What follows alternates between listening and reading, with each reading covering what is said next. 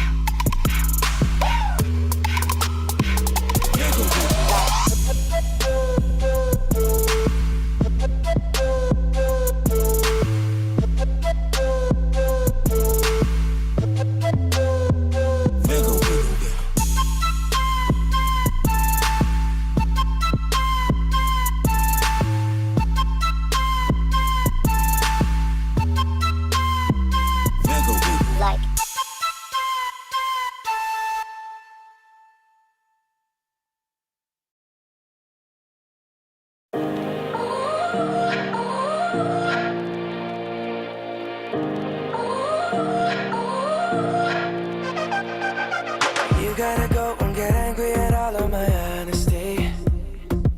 You know I try, but I don't do too well with apologies.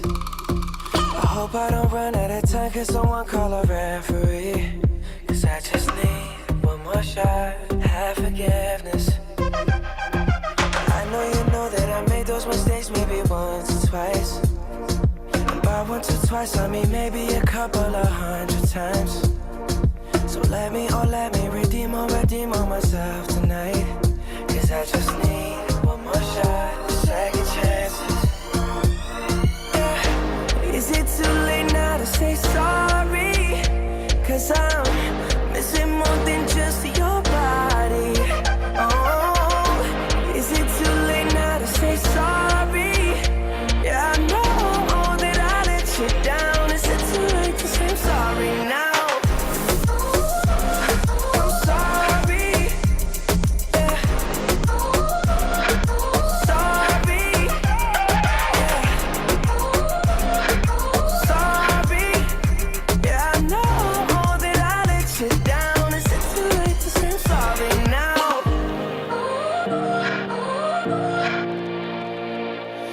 Take every single piece of the blame if you want me to. But you know that there is no innocent one in this game for two. But I go, and then you go out and spill the truth. But can we both say the words and forget this? Yeah, is it too late now to say sorry? Cause I'm missing more than just your body.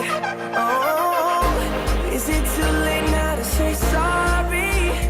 Yeah, I know that I let you down. Is it too late to say I'm sorry now? I'm not just trying to get you back on me. Cause I'm missing more than just your body. Is it too late now to say sorry? Yeah, I know that I let you down. Is it too late to say I'm sorry now?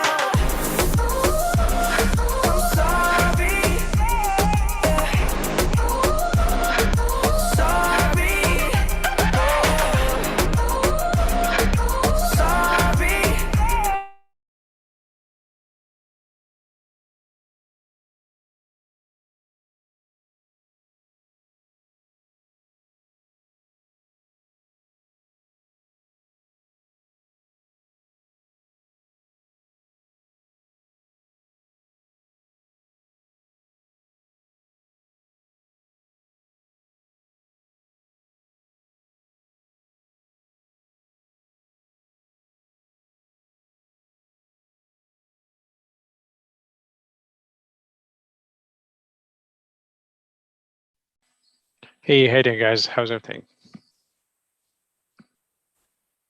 So today we're gonna start our second session in HTML. Just want to do like a quick sound check. You guys can hear me? Just give me a thumbs up or Perfect. Okay, we're gonna do the second session from the HTML, and we're gonna touch a little at the end of today's class on CSS, how you can actually get the CSS working with your HTML page. Hopefully by today that you're getting familiar with Visual Studio Code, we're gonna use it again as the main editor in our development today. And we're gonna explore more tags, HTML elements and tags. Yesterday, we took a look at the heading tags, the paragraph. Today, we're gonna go over how you can create lists in HTML, list an item, for example, or services in your web page. Lists, you see them a lot in web pages. And also, we're gonna take a look at images, how you can add images to your web page, and also how you can use links to link to something else or an external web page. Let's start, and I'm going to start by sharing my screen, and you can go to that web page and type in this code to access the slides or to see the slides.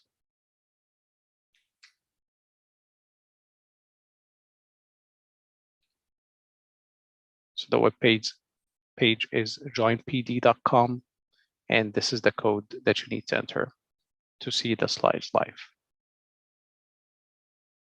Okay, we got one student connected.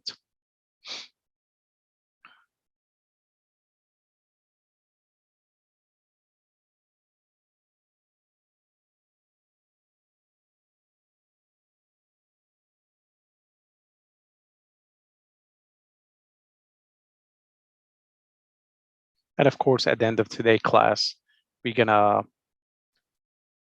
play Kahoot to make a quiz for you guys. So we'll see how much information you get from today's session. And of course, we're gonna get the first place and second place and third place students.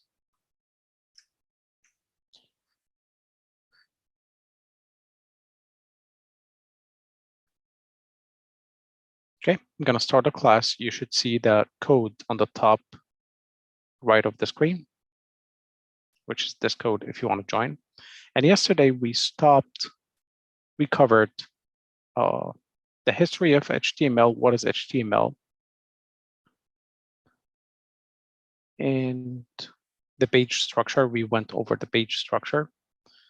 Anybody have a question about yesterday class? Anything confusing? You can put it in the chat.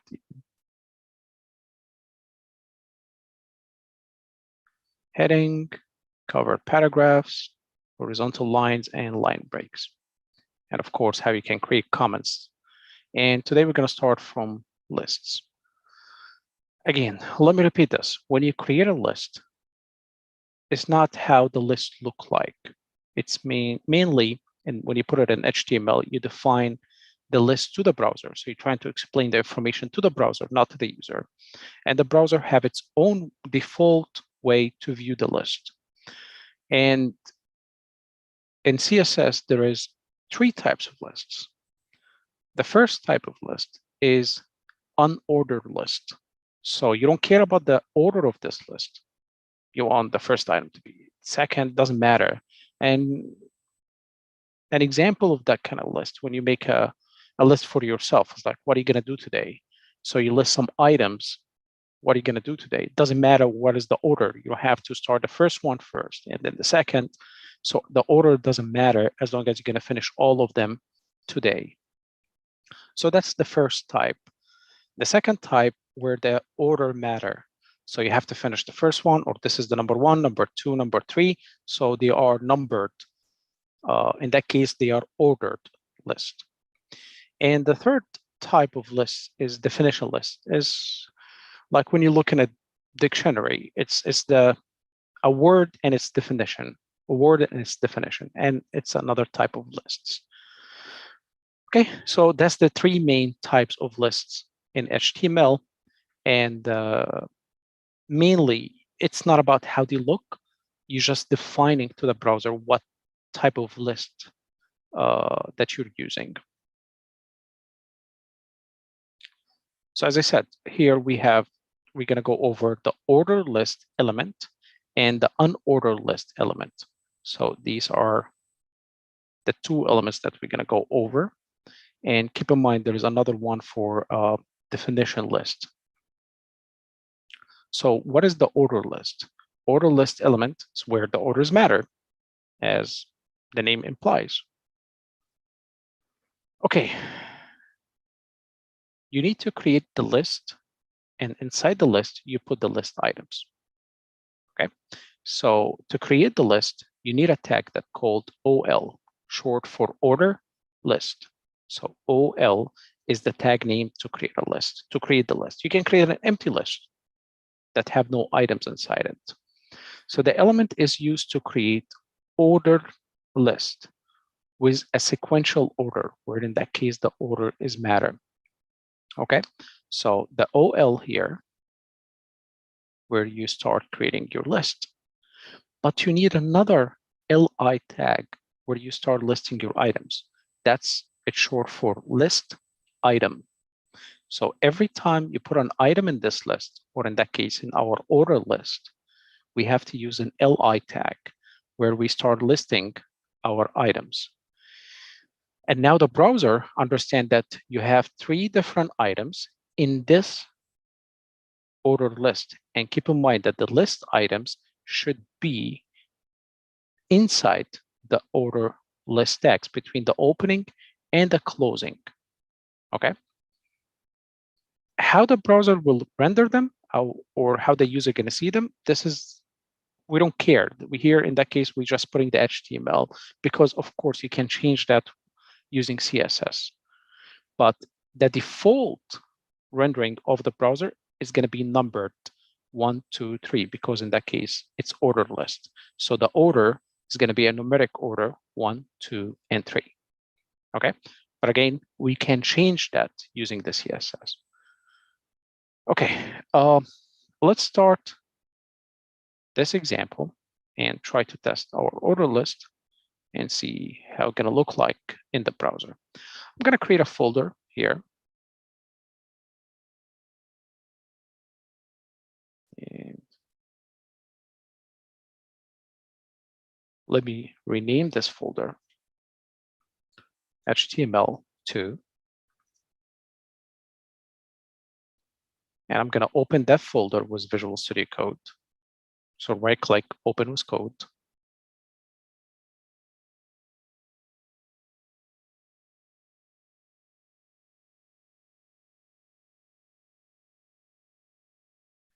I can close the starting page or the welcome page. I'm gonna make it a little bit smaller. They're just telling me that this is the settings. I can save the settings. It's fine. Close it. Overwrite it.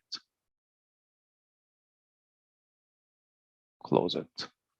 So I have my folder here. It doesn't have any files. I can start creating files, but you know what? I'm not going to create the files. I'm going to create a folder here that will have my files. I will call the folder here, or give it a name, lists. So that folder will have all the examples that we're going to do related to order list and unordered list. So in the list, you have to click it like this, like you open it, the folder, and then create a file here. By doing that, you will create the file inside that folder. Make sure you see it's opened like this. And then you create a file inside it. And now that file, I can call it order list .html. So the extension is very important that you put .html.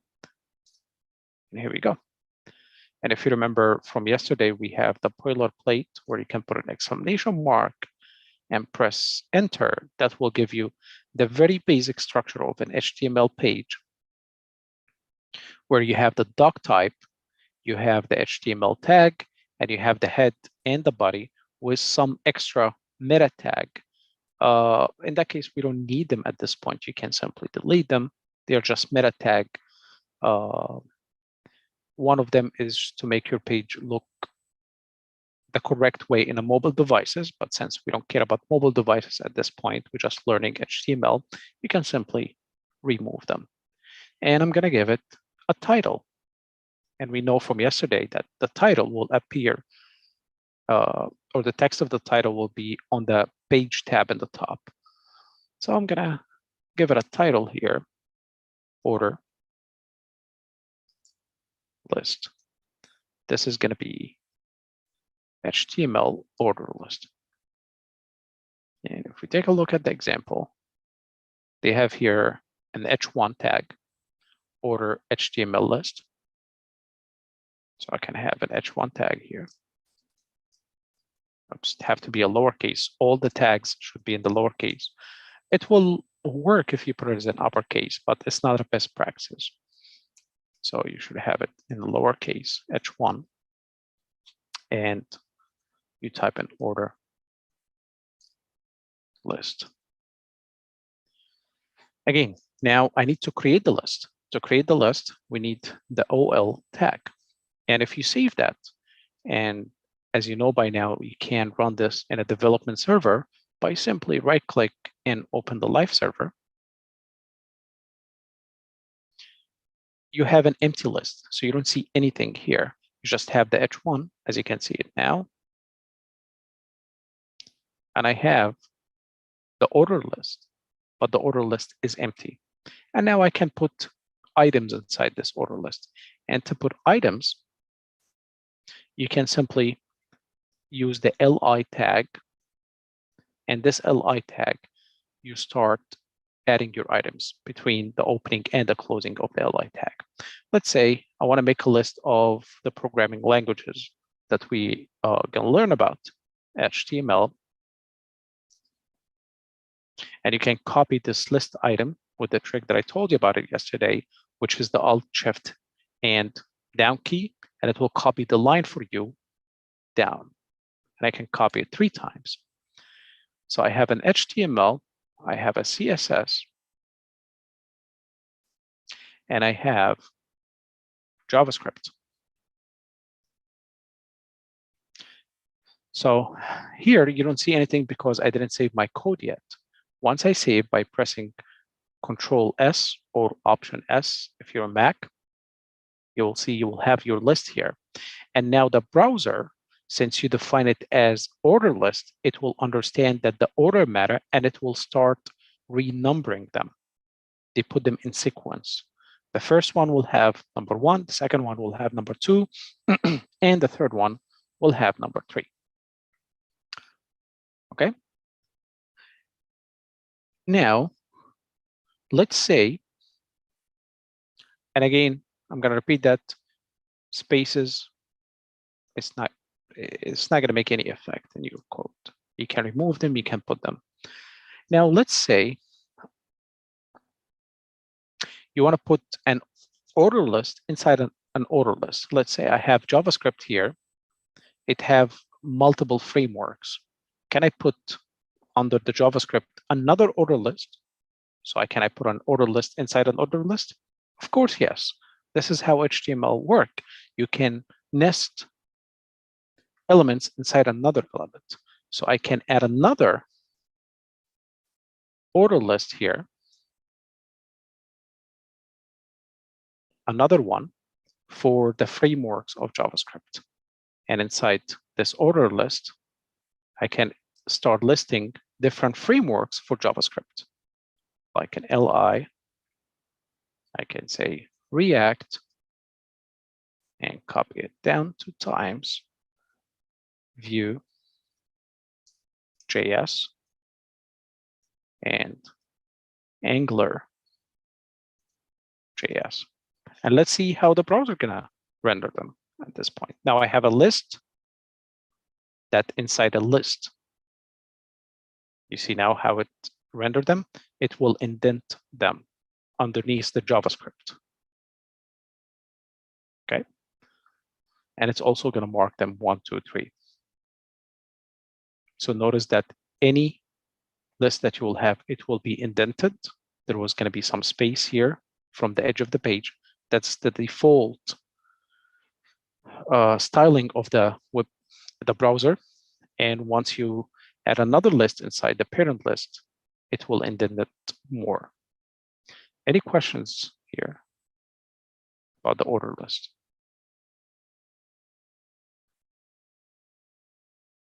What you can think about order list that you can use, for example, if you're creating a web page, you can create, for example, like a step, like a payment, like you telling the user, hey, you have first create account, then you go to this, click in this button, and that will take you to the payment option. So it's a process. You have to log in first. Second, you have to do that. And finally, make the payment process. So you can list it as order list in that case, because in that case, order is matter. Okay. Any question about the two new tags, which is the list item or the order list? Okay.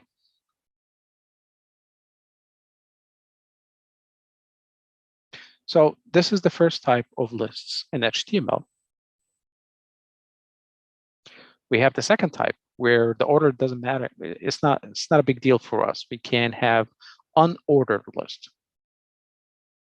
It doesn't make any difference if I put the HTML first or the CSS or the JavaScript.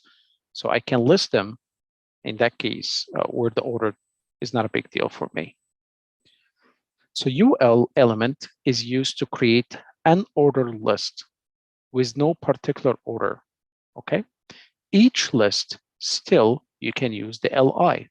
List item is gonna work with both unordered list and ordered list, okay?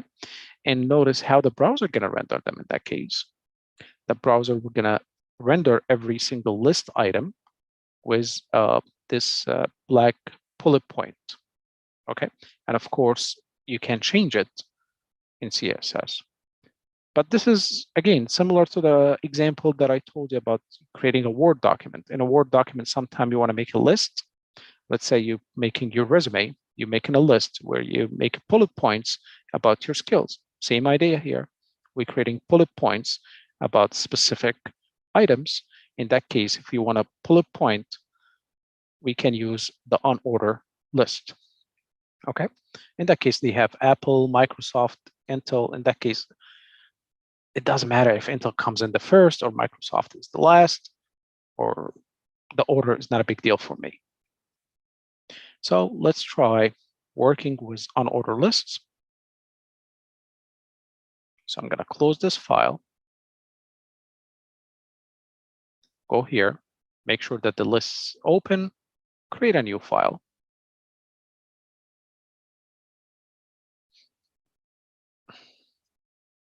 And unordered list.html.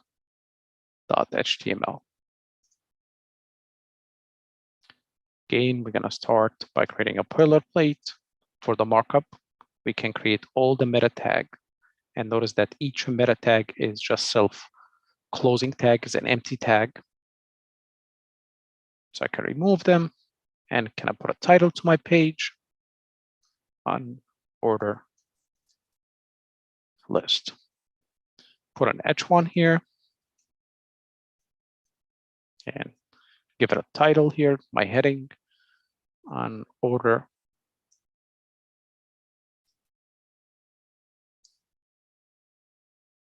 for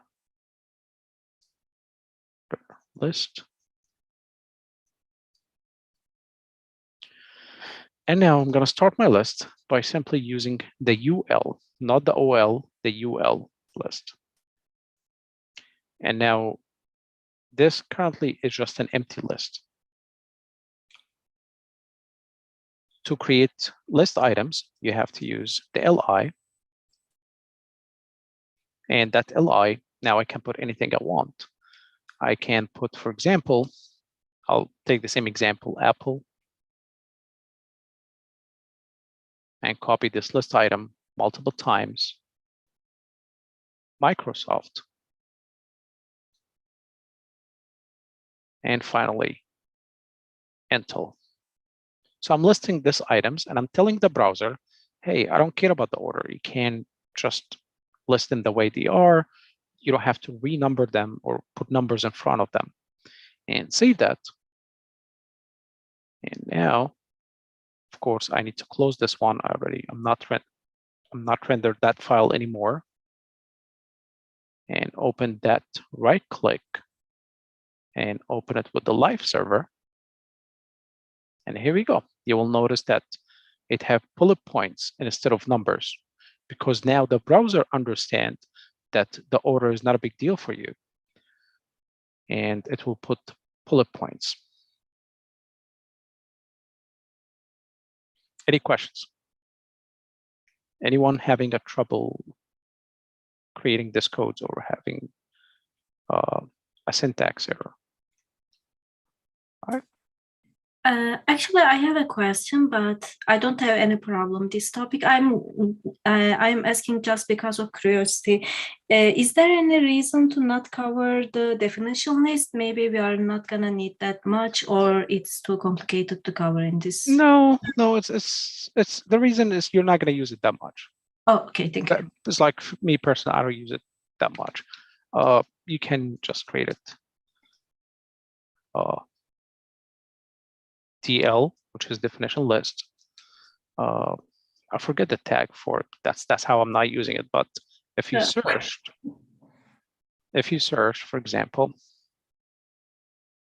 HTML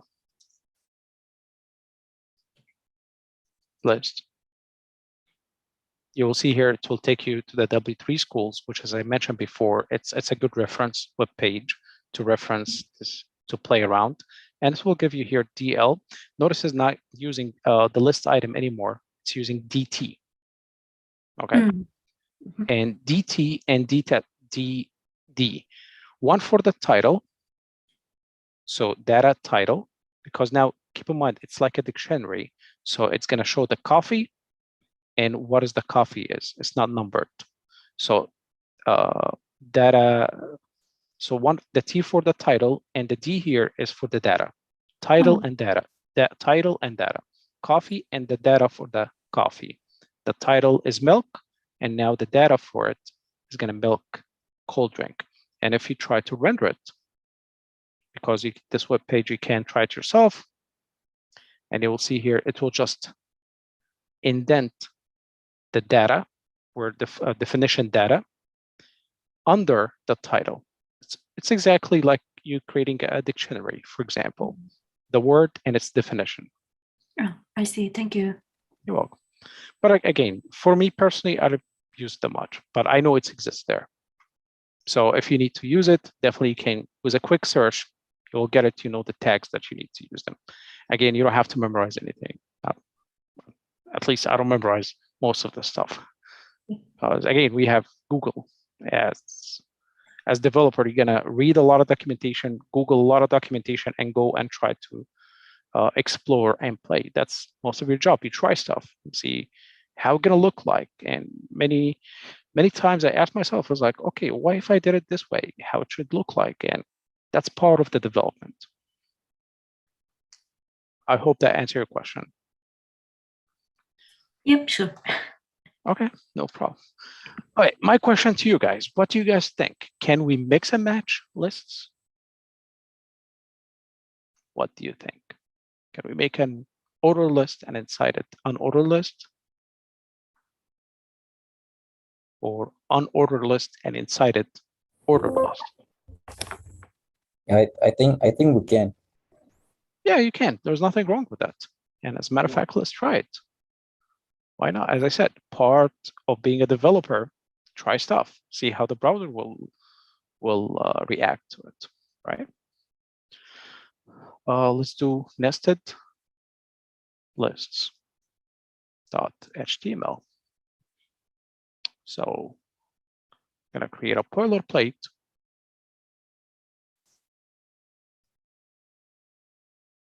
And I'm going to call it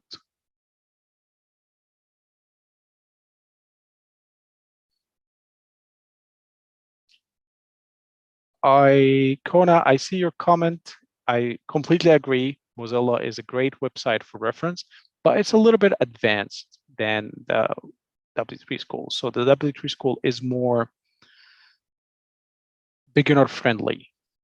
That's my comment, but definitely you can't take any reference that exists online. And of course, Stack Overflow. If you have a question, you will have tons of developers that be asking the same question. You can type in, actually, I got like why the H1 tag is not working. You will have many developers asking the same questions and other developers replying to them. It's a great web page or website for developers. It's called Stack Overflow. And it's very well known. You probably know about it. All right, let's nested lists. And now let's have an H1 nested lists. And I'm going to try to make an order list. So I'm going to use an OL and try to list HTML, CSS, and finally, JavaScript. But here, the JavaScript, I want to list them as unordered list, the JavaScript frameworks that should be underneath the item JavaScript. So I can use unordered list here.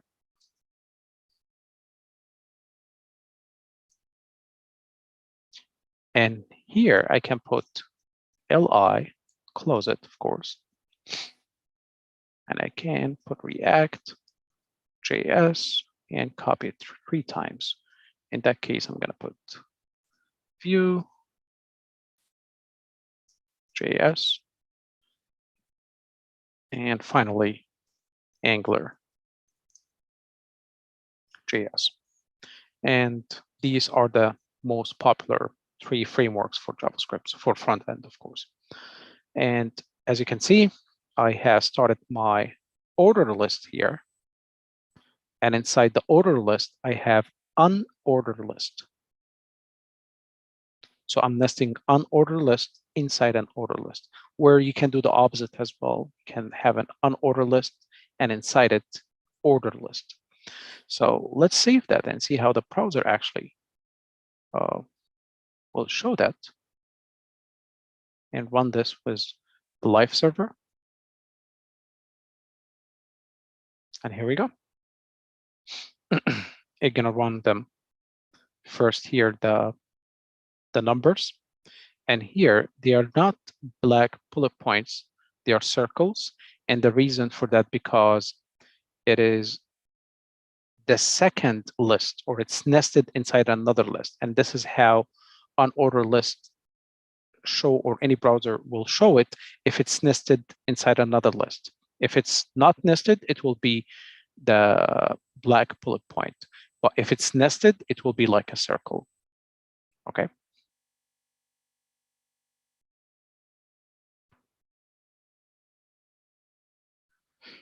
And of course, you can change them if you want and play around, and they should look different.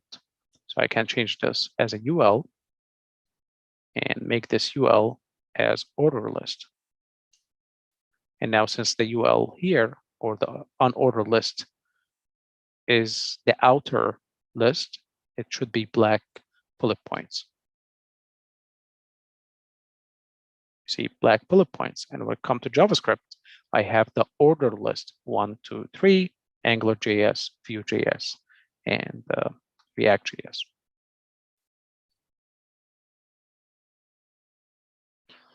Okay, any questions?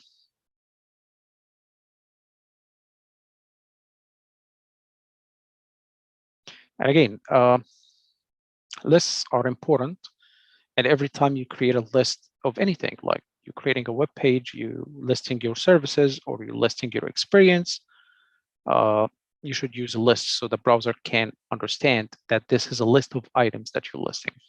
And until recently, before HTML5, even navigation bar, or until now, many developers using lists to identify the items that's in the navigation bar.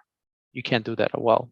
That if you have, for example, let's say you go to any web page, let's say google.com, you see this is navigation here. I have the news, book, videos, items, and more. You can consider this as a list, where in that case, I'm just the first item is the news, the second item is the book, and third item is videos, and so on. So you can identify them as a list of links or icons to the browser, okay? Since you're defining a list of items, you're grouping them inside a list. Again, HTML is more about the structure of your page. And in that case, I want to create a structure where I want to list all my icons or all my links here. So as a developer, it's not a big deal to put all these links as unordered lists in that case, because the order is not a big deal here. Okay. Now let's talk about images. Images is important to use for the web, at least. Nowadays, it's everything, images and videos. That's how modern web pages used. To use an image in your page, you have to use the image tag, which is img tag. And it's empty tag. It don't have a closing tag. Don't have a closing tag like this. This is wrong. It is self-closing or empty tag. So you don't have a closing tag for it. It takes something called attributes, and I'm going to explain what is an attribute for you in a little bit. So let's create a file and try to see how we can use the images. So this folder is for lists. I'm going to create images.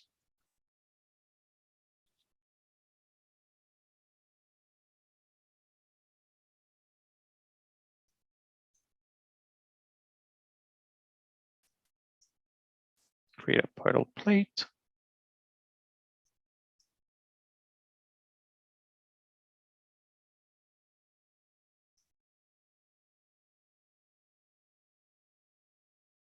HTML image tag. Okay, now I can put the image tag like this, or I can close it at the end like this. It's not a big deal. Both are pretty much the same. But let's see how the page can render my image right now. Open it with the browser. Nothing here. Why is it showing nothing? Because I never defined what is this tag, where is the image is gonna show? It's like which image I'm trying to let the user see, right? So I need to define where exactly the image to show it in that place. And to define what image you want to show in that place, you have to give this tag a little bit more information. So you need to provide some information to that tag. And the information you always provide it to any tag in any HTML tag by something called an attribute. Okay, so the attribute, you put them in the opening tag, and keep that in mind, only in the opening tag, not in the closing tag. Attributes, you add them to the opening tag, and they are extra information you're giving them to that element to guide it how it should render. Okay, so in that case, I want to tell that element which image it should load in my page. And in that case scenario, you use an attribute is called source, SRC. And you will see that the Visual Studio Code is helping you. It will list all the any attribute that starts with an S. But the attribute that I want to use in that case is SRC. So SRC is an attribute that you put it inside the opening tag, and at any attribute, or I would say 99% of them, the syntax of them is a key and a value. a name and a value. In that case, I'm going to use the source attribute, which is short for SRC. And the syntax, you want to assign a value to it, you make an equal sign. Okay. And the value should be a string. So you should have here a double quotation. So again, let's take a look at the syntax. The attribute name or key, then equal, then a quotation where you put some value here. This is the syntax of any attribute. And right now we starting with a very simple attribute, which is source. As you can see here, also this is an attribute. It have a key that's called lang, which is short for the language.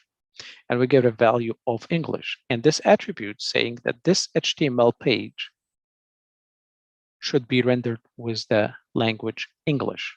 So the browser now understands the language that this page using. Okay. So how we can add an image here? There's two types of images that you can use. An image that is in your machine where I can download an image and put it here in that folder and I can load it to my page. That's fine. You can call it a local image, or you can use an external image that's sitting somewhere inside a server or hosted by other machine that's not in your machine. So technically an image from the internet. Let's get an image from the internet, okay? And I'm going to show you how you can get an image from an internet. You can go to Google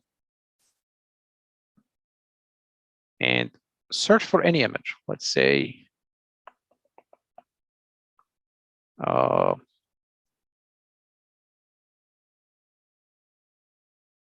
person or anything.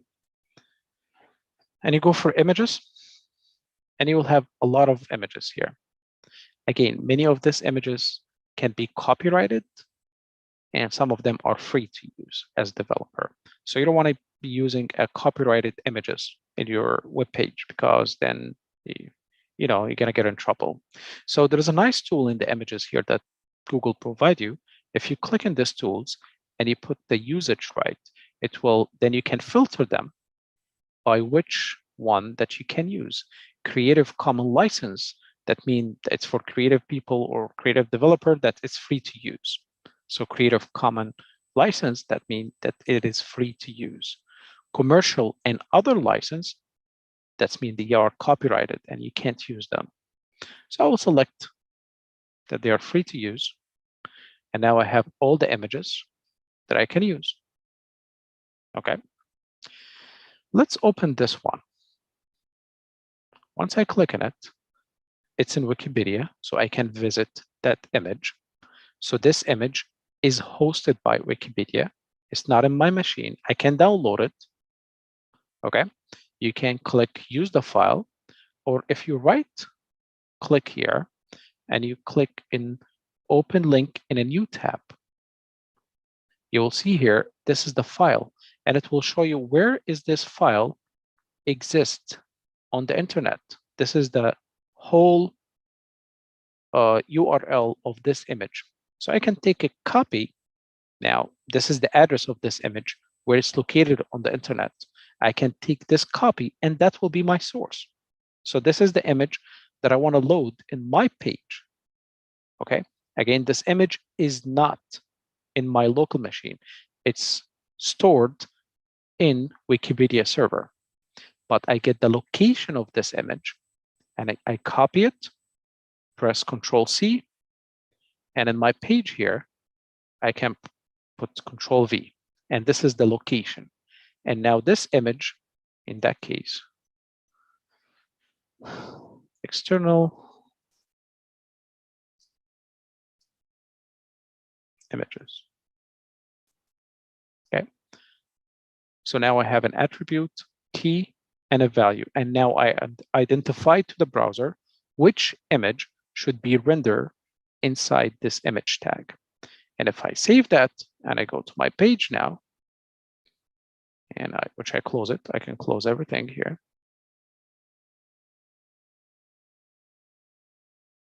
I can re-render this again. You will see the image is very big, but it gets rendered in my page, right? So this is the image that currently my web page is fetching from the internet.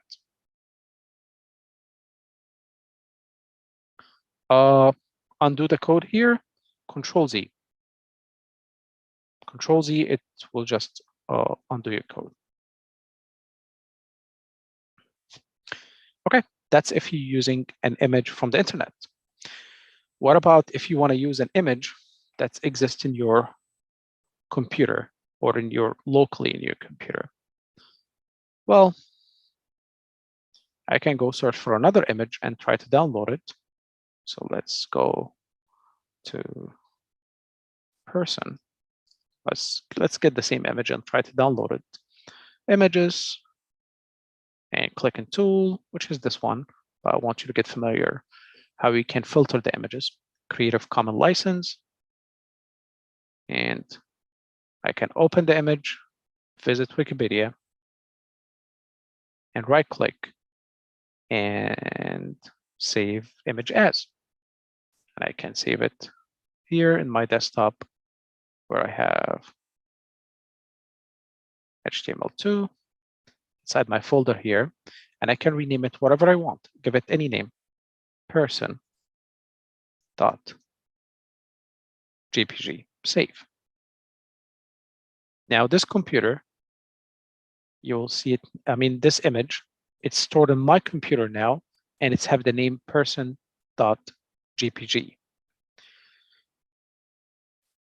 I can now comment this line because I don't want to view the online one. Just want to keep it for your reference. So you comment it by selecting it and Control/. And I'm going to here load a local image where I still need the image tag.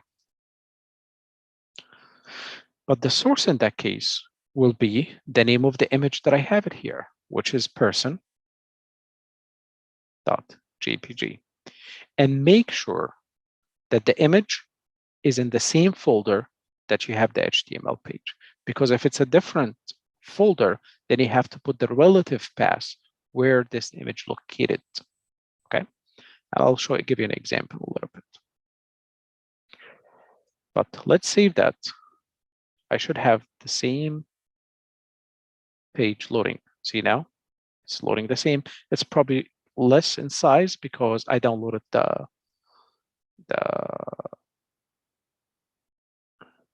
less size image.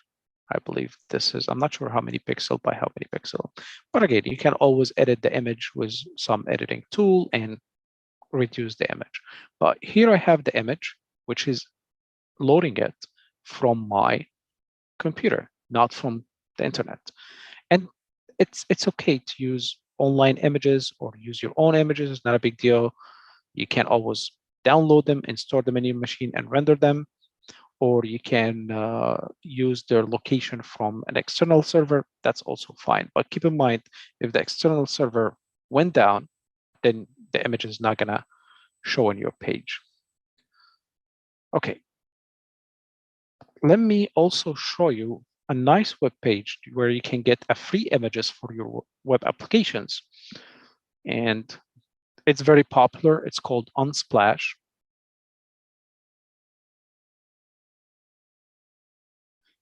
Unsplash. And here, all these images are for free. You can search for any image that you want. For example, I want search for New York.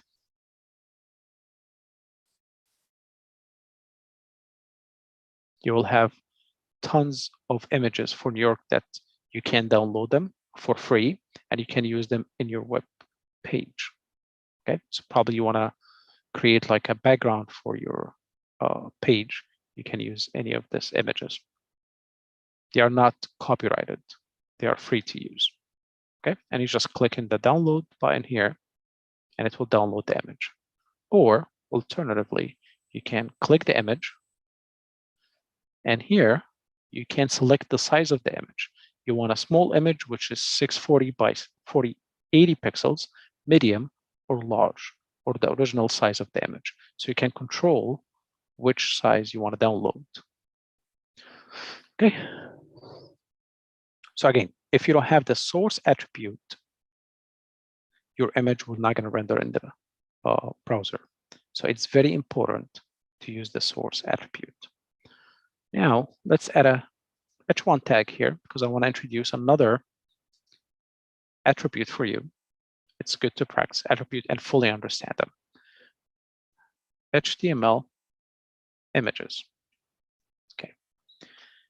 Another attribute that you can use is called title. And you can put here HTML images section, something like that. Any string, anything you want to describe it, this HTML was. And if you save it, so this is the title attribute, this is the key, title, equal, and then you have some string here or some text wrapped up with a quotation, and it's very important to have the quotation. And now if I try to render that, let me close this, open it with the live server. It didn't make any difference, the title attribute, right? Do you see any different?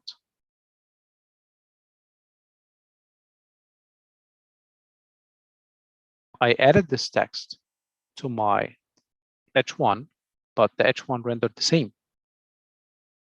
The title will only show as a pop-up to any element you will add it to if you hover your mouse over it. You notice what's going to happen when I put my mouse in the HTML. You see this small white box that appear, tell me HTML image section. That's what the title will do to you. It's like a pop-up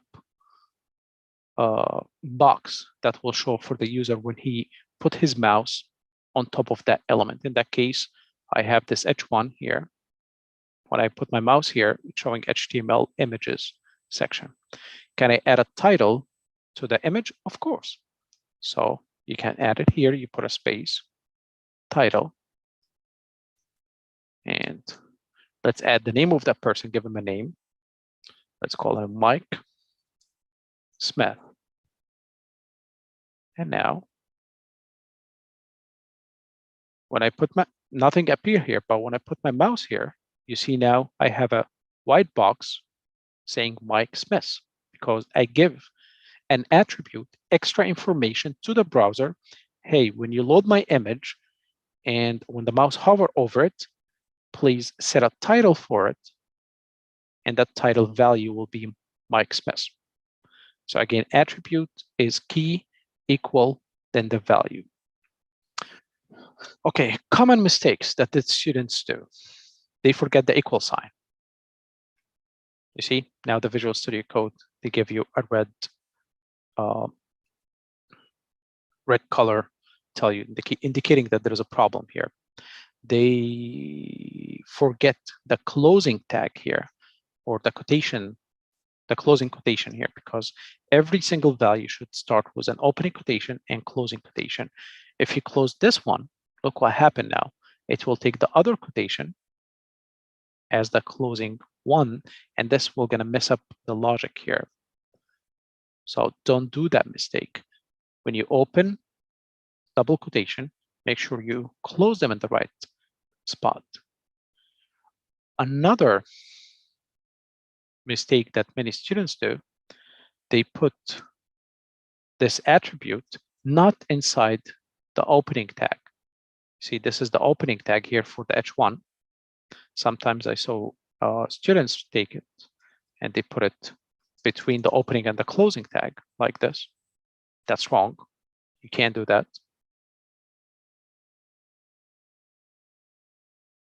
And also some other students put it in the closing tag, not in the opening tag. They put it here. After this one, after closing the h1, they put it here. That's wrong. It's not going to take an effect. It should be only any attribute which is a key value, should be only in the opening tag. Okay. So again, with images, you can use an online images or a downloaded images. You already download them in your machine. Both are fine. It's not a big deal. But what if this image, I made a mistake, and instead of person, I'm just person like this. So I made a mistake here. See how is the browser going to look like? It will show as a broken image. Of course, I need to save this. Oh, I gotta remove this text. Julie, can we download the image smaller? You're talking about the image that I downloaded from Wikipedia? Okay, so you search for the image person, images, and I click on it, visit the page, right click, and save it as image. Right click, save it as image, and that will download it. Okay, hope that answers your question.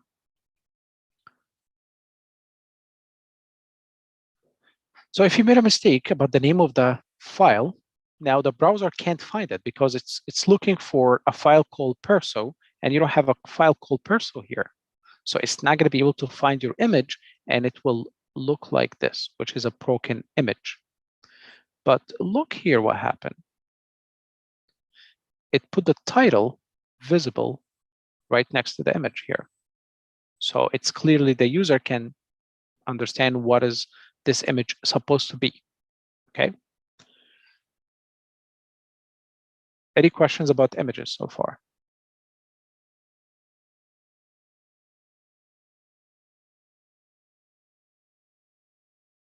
All right.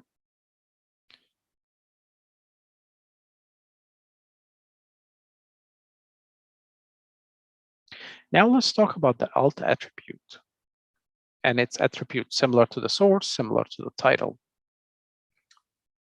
So the image tag, we covered that. We can improve the design of the web page by adding images, of course. The image tag is used to define an image. It's just defining the location of the image in your page. But you need to give the browser some extra information through attributes, okay, which image that the browser should look for. The image is an empty tag. It means that it doesn't have a closing tag.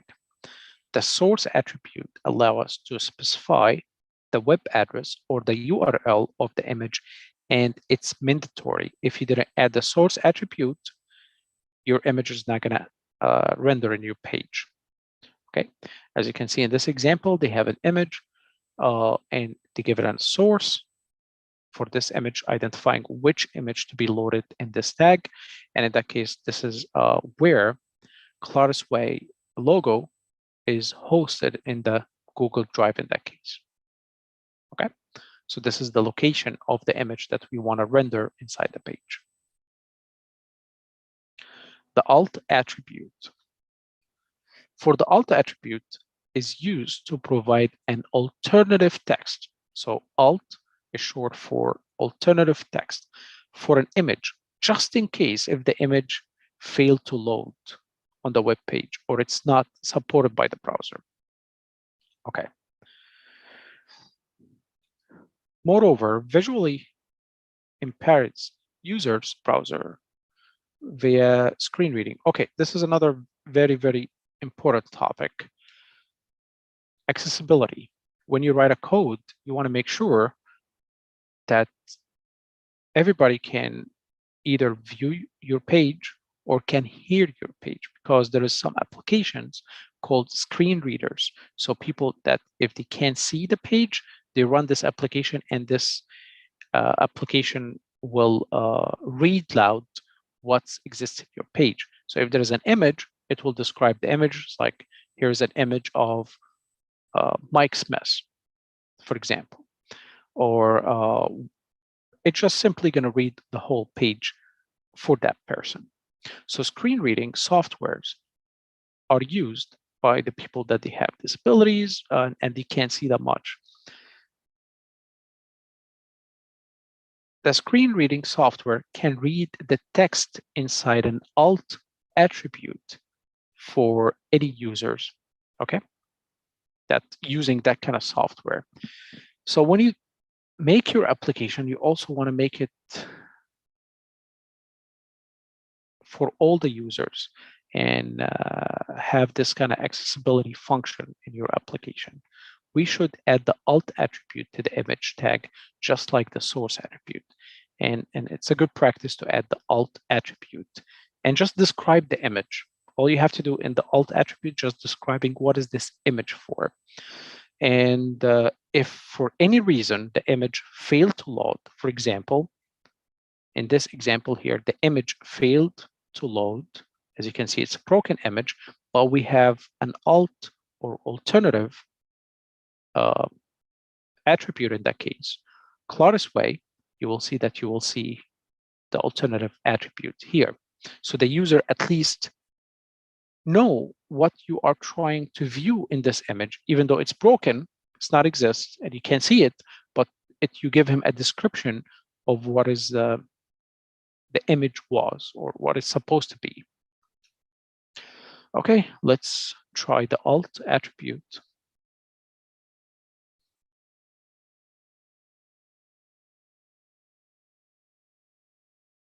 So I'm going to add here image for the logged in user, something like that. You can describe it like this. You just put any description here, okay? And I remove the N from the image name in that case. So it will fail to load this image. You will see you have the alt text here, image for the logged in user. However, if the image loaded correctly, you're not going to see this text here. So if I put the N back, I will have that person image here, and you will not see the alt text or the alternative text. However, if there is somebody else viewing your page through a voice reading application or software, he's not going to be able to see the image, of course, because that's the reason he's using this application. So the application will read the description of the image for him. Okay. Any questions about the images? Anybody having problems so far with the images? Okay. It's actually 8 o'clock and it's a good time to take the break right now. And after we come back from the break, we're going to go over how you can control the width and the height of any image, because you actually have an attribute for that. You can add it to the images. So you can set the width and the height of any images through attributes. And we're going to cover that, of course, after the break. We can take the 15-minute break right now. Going to get back 8:15 exactly. Any question before we go to break? Or anybody having an error in the Visual Studio Code you want help? Okay, so I'll see you 8:15. Enjoy your break.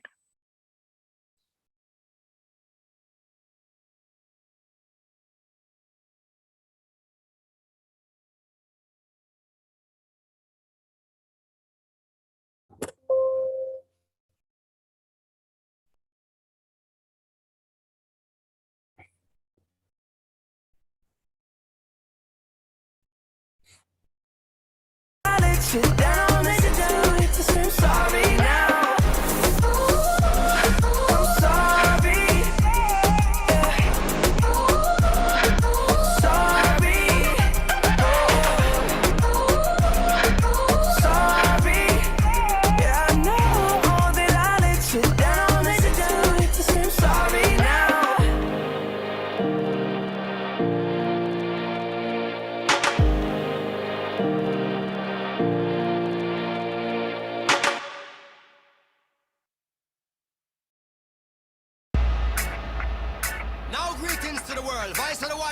Gangzilla alongside Skrillex. Them for no. Ooh-wee. Ow. Mash up the place, turn up the bass and make them all have fun. How we ablaze the fire, make it fun them. We mash up the place, turn up the bass and make some sound, boy run. And we will end your week just like a Sunday. We mash up the place, turn up the bass and make them all have fun.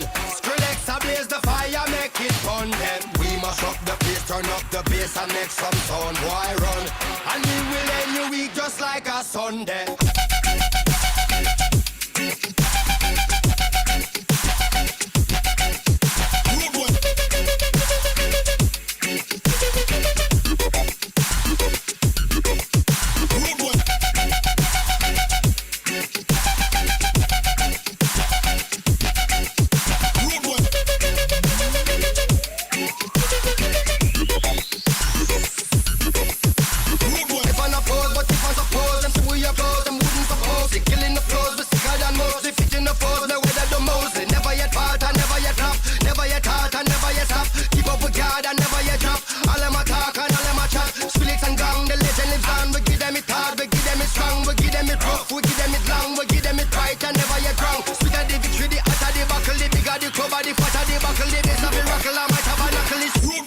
Mash up the place.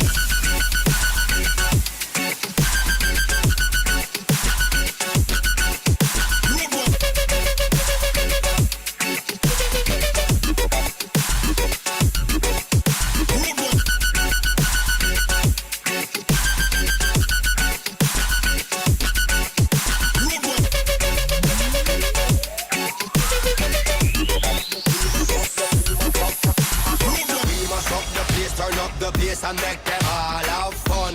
How we ablaze the fire, make it fun them. We mash up the place, turn up the bass and make some sound, boy run.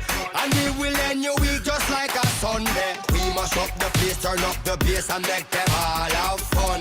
Skrillex ablaze the fire, make it fun them. We mash up the place, turn up the bass and make some sound, boy run. And we will end your week just like a Sunday.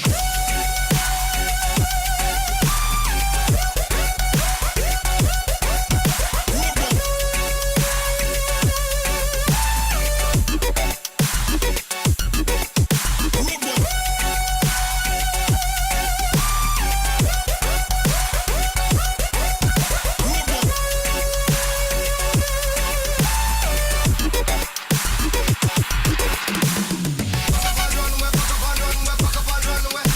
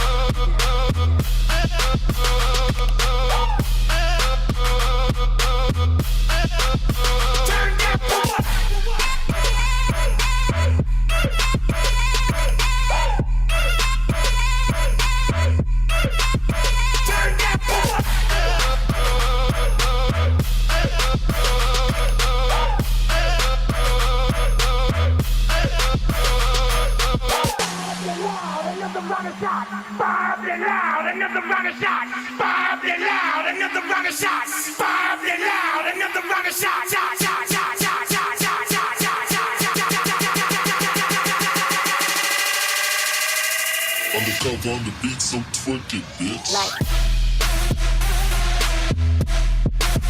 Turn down for what? Turn down for what? Turn down for what?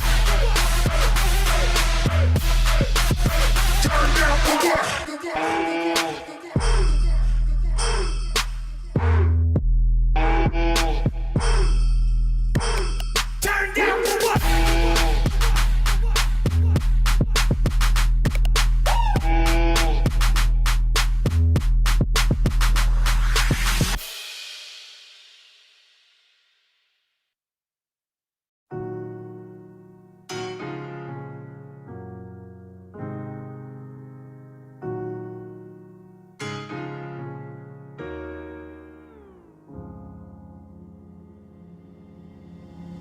Dites-moi d'où il vient, enfin je saurai où je vais. Maman dit que lorsqu'on cherche bien, on finit toujours par trouver. Elle dit qu'il n'est jamais très loin, qu'il part très souvent travailler. Maman dit travailler c'est bien, bien mieux qu'être mal accompagné. Pas vrai? Où est ton papa? Dis-moi où est ton papa? Sans même devoir lui parler, il sait ce qui ne va pas. Ah sacré papa, dis-moi où es-tu caché? Ça doit faire au moins 1000 fois que j'ai compté mes doigts. Hey. Où t'es papa, où t'es? Où t'es papa, où t'es? Où t'es papa, où t'es? Où t'es, où t'es, où papa, où t'es? Où t'es papa, où t'es? Où t'es papa, où t'es? Où t'es papa, où t'es? Où t'es, où t'es, où papa, où t'es?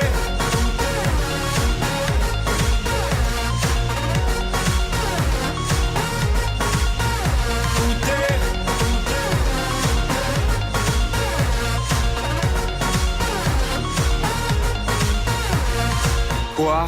Qu'on y croit ou pas, y aura bien un jour où on n'y croira plus. Un jour ou l'autre, on sera tous papa et d'un jour à l'autre, on aura disparu. Serons-nous détestables? Serons-nous admirables? Des géniteurs ou des génies? Dites-nous qui donne naissance aux irresponsables? Hein? Dites-nous qui? Tiens, tout le monde sait comment on fait des bébés, mais personne sait comment on fait des papas. Monsieur, je sais tout, on aurait hérité, c'est ça. Faut le sucer de son pouce ou quoi? Dites-nous où c'est caché, ça doit faire au moins 1000 fois qu'on a bouffé nos doigts. Hey. Où t'es papa, où t'es? Où t'es papa, où t'es? Où t'es papa, où t'es? Où t'es, où t'es, où papa, où t'es? Où t'es papa, où t'es? Où t'es papa, où t'es? Où t'es papa, où t'es? Où t'es, où t'es, où papa, où t'es?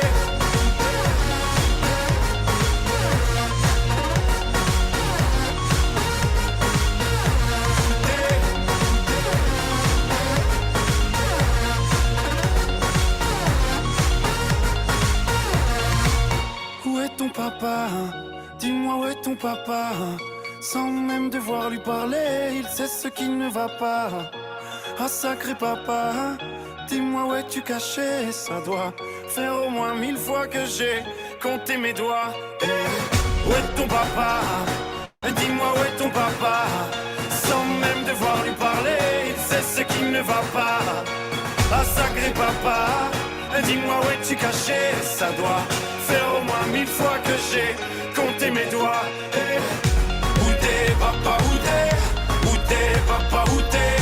Où t'es papa, où t'es? Où t'es, où t'es, où papa, où t'es? Où t'es papa, où t'es? Où t'es papa, où t'es? Où t'es papa, où t'es? Où t'es, où t'es, où papa, où t'es?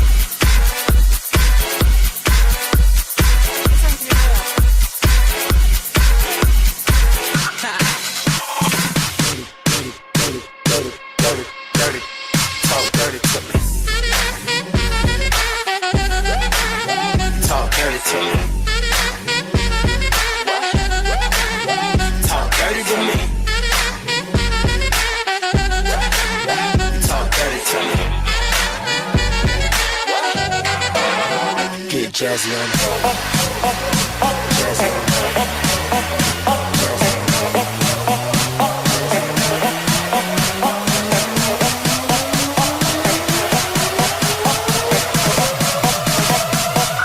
Jason.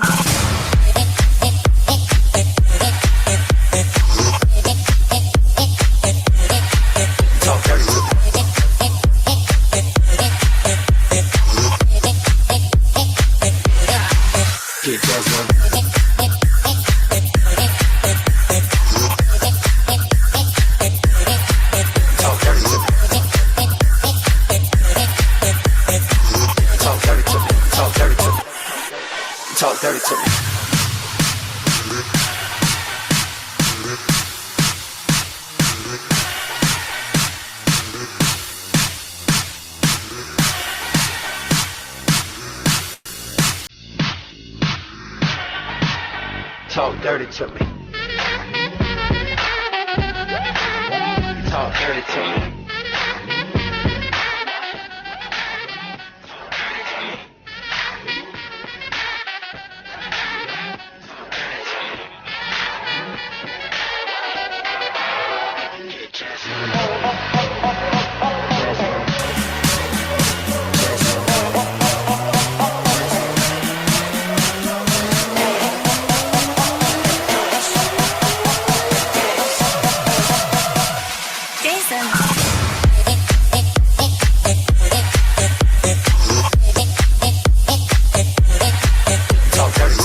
Talk dirty to me. Talk dirty to me. Talk dirty to me.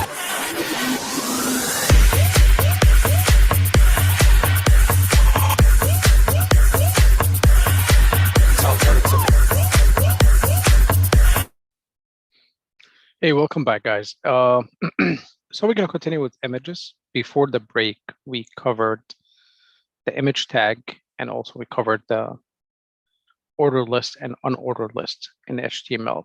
But we're going to continue. Now you understand what is an attribute. It's just an extra piece of information you give to tags or elements in HTML, so you can tell the browser how to render your element.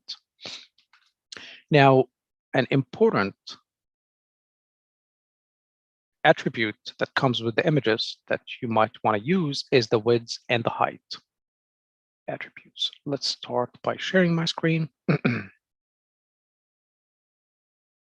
course, we covered the alt attribute, which can be used with impaired users that they are using the screen reading softwares.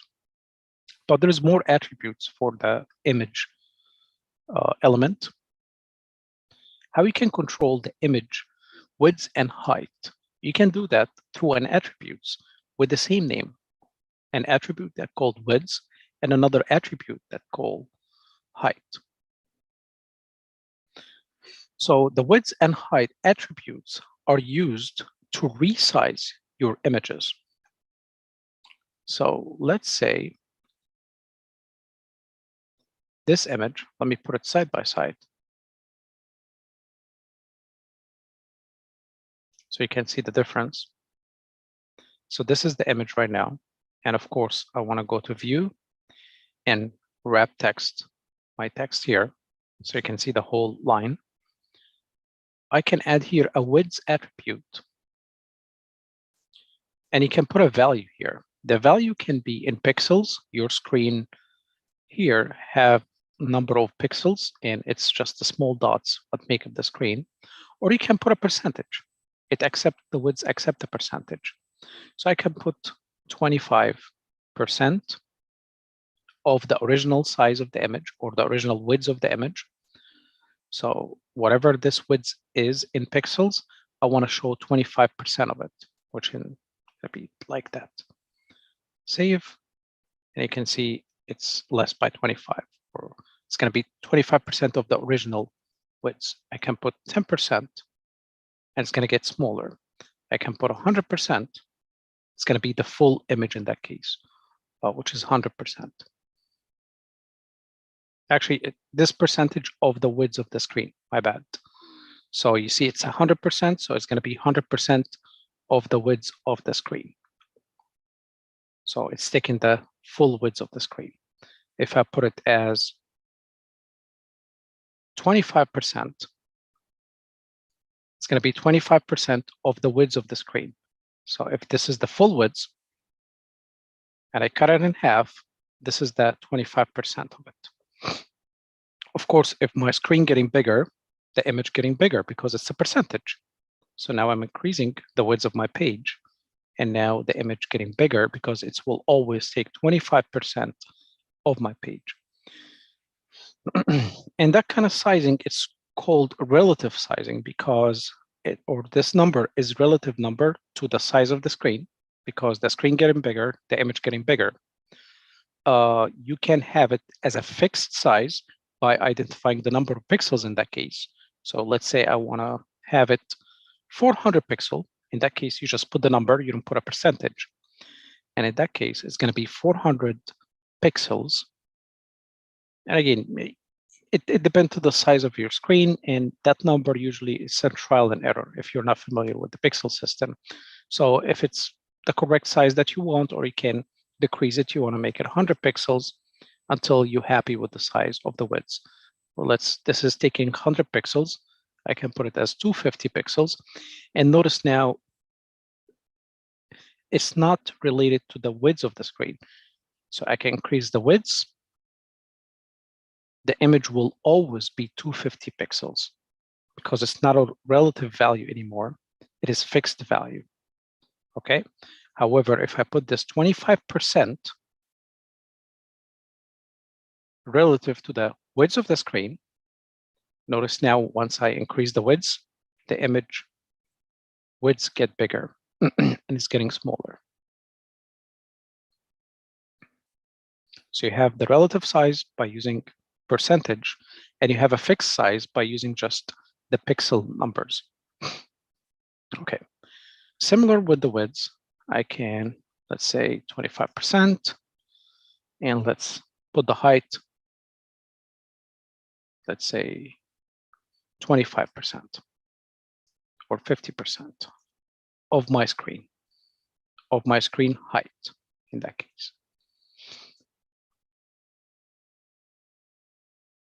In that case, it's not going to affect. I have to hard code it to pixels to override it. So let's say 600 pixels. See, now it gets stretched. And that will affect the resolution of the image itself until I get the width bigger. So let's put this 200 pixels fixed.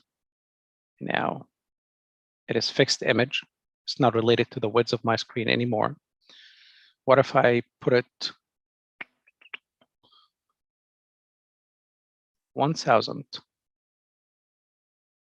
So it's going to be stretched like this. It will take 1000 pixels as a width. But keep in mind, you can affect the resolution of the image. For example, using a very small image and you're trying to make it so big for the screen, the resolution of the image will be affected, of course, and it's not going to be clear. So you need to pay attention of the resolution for the original image and how you want to resize it. You want to resize it, or you want to set the width and height as relative with a percentage, or with a fixed value as pixels. Okay, and the pixels in that case is related to the screen. So if you have a phone, it's have a smaller screen, so it's going to have less pixels. If you have a big screen, then it have more pixels. So again, you have the width and the height attributes, and you can set them with a percentage or a number. So I'm going to put here a percentage, so you know that you have two values that you can set, either percentage or a number of pixels in that case. So as you can see, image tag can take multiple of attributes. The only required attribute here is the source of the image, which image you want to load in that in this tag. And optionally, it can take the title. Title, you can use it with any element, any HTML element you can use the title with. And best practice when you use images to use the alternative tag, which is short alt, to describe what is the image is. So in case the page can't be loaded or the image can't be loaded for any kind of reason, like let's say slow connection and the image is still loading, or the user went offline for any reason and the image can't be loaded to the web page, he can see the description of the image. And of course, he can control the width and the height of the image, either relative to the width of the screen by using percentages or by hard coding number of pixels.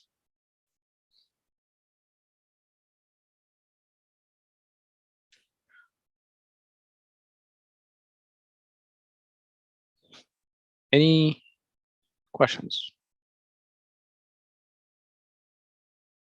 All right, let's explore more attributes. So the border attribute. You can add a border to your images. By default, an image shouldn't have any border, and a border is just simply this layout, black layout surrounding the image here. To add a border around the image, you can use the border attribute. So the border attribute here, you also add a number of pixels. So attributes, the key in that case, or the name of the attribute is border.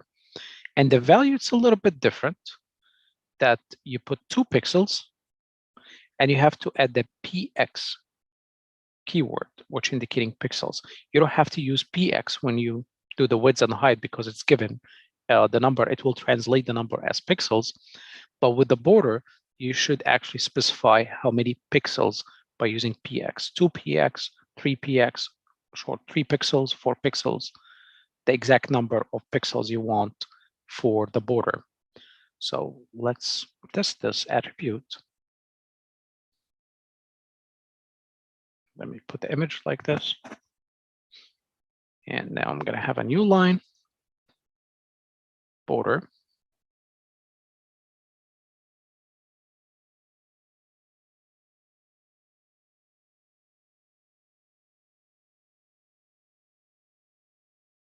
Oh, missing an R here, border. And it's going to be colored red. That's fine. And it's not a mistake. It's just telling you if you hover over it here with the mouse, it should tell you that probably HTML, that it gives you indication that if you want to change the border, you should do it with CSS. But in that case, we didn't learn about CSS yet, so I can use this attribute in that case. So I want to have, for example, 2 pixels. So you will see that now the image is surrounded by this black line, and the width of this line is 2 pixels. I can increase the width of that line. For example, I want to add it 5 pixels. You see now it gets thicker. Okay, so this number in pixels is the thickness of that border. I can add it 10 pixels, now getting thicker. So I'll put it with 2 pixels. In that case, you will have that border that's surrounding your image with a thickness of 2 pixels. But keep in mind when you use this, if you're using any pixel value in any attribute other than the height and width, you have to specify the px, which is short for pixel.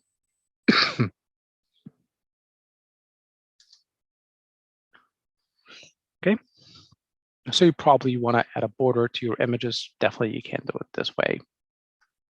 Any questions about the border attribute or any of the attributes that we covered today?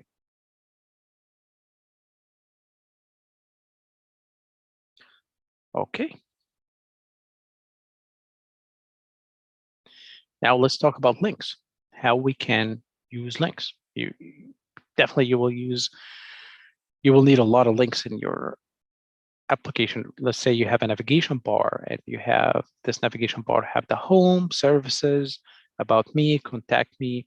Every single tab in your navigation is actually a link that will take you to a completely different page. How you can create a link in HTML. It's called the A tag. So links in HTML, The A here is short for anchor. So it's anchor tag.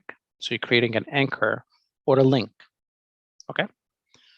And the only requirement attribute in that case is called the href, which is short for the hyperlink reference, okay? Which address you want to go to when the user click in this link. So this is a link. When the user click in this link, your page should go somewhere, okay? You get redirect the user to other location, to another link. And this link should be stored in the hyperlink reference, or the attribute called href, which is short for hyperlink reference. Okay, now let's create a link, a simple link. So let's first read that. One of the advantage of HTML is the ability to link to other web pages. So you can redirect the user to a different pages or load different content in the same page. The A tag, or the anchor tag element, and including text, is used to define a link, okay? So you will see here, it's the A tag. They have the opening and the closing, and they put some text here. And this text is with what the user see actually. So you will see this text here. But this, at this point of time, it's not an actual link. It's just like a paragraph. It's just a piece of text that the user see. If you try to click on it, it's not going to go anywhere because you never told the browser when the user click on it where to go, right? That's why we need the href attribute in that case. So let's try this element.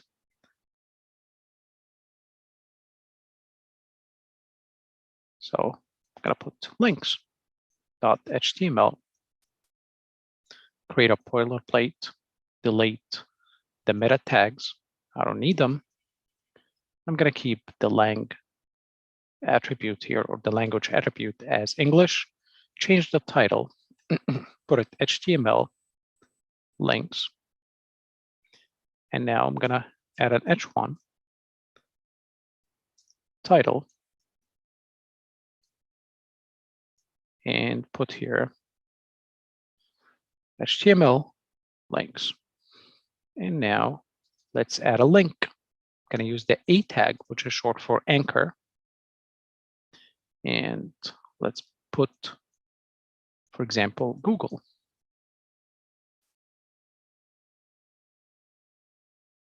Okay, let's add another link.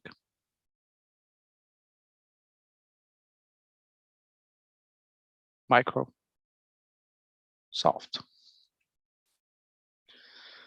And let's load this page with the live server.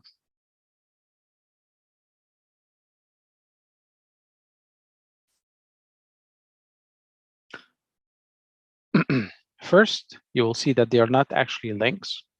They are text. This is the first link, and this is the second link.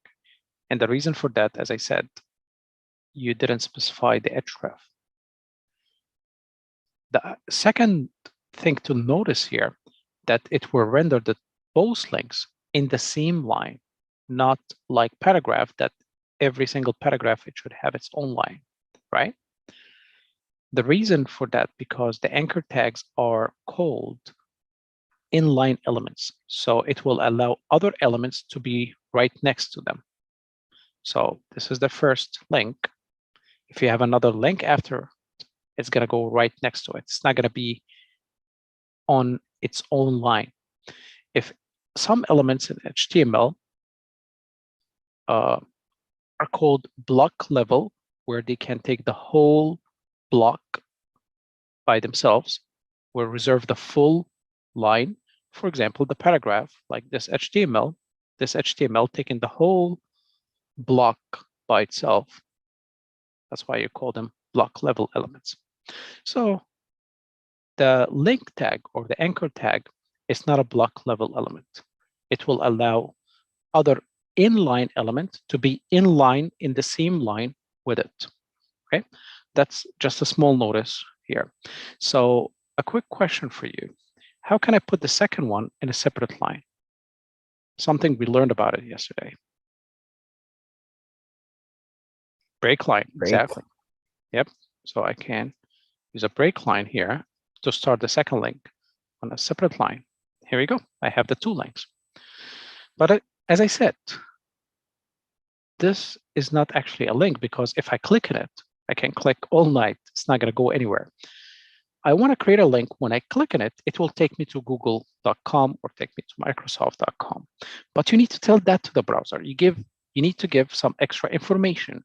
And as you learned today, to give extra information to the browser, it is by using attributes. So in that case, I need to tell the browser, when the user clicks this link, I want you to take him to google.com.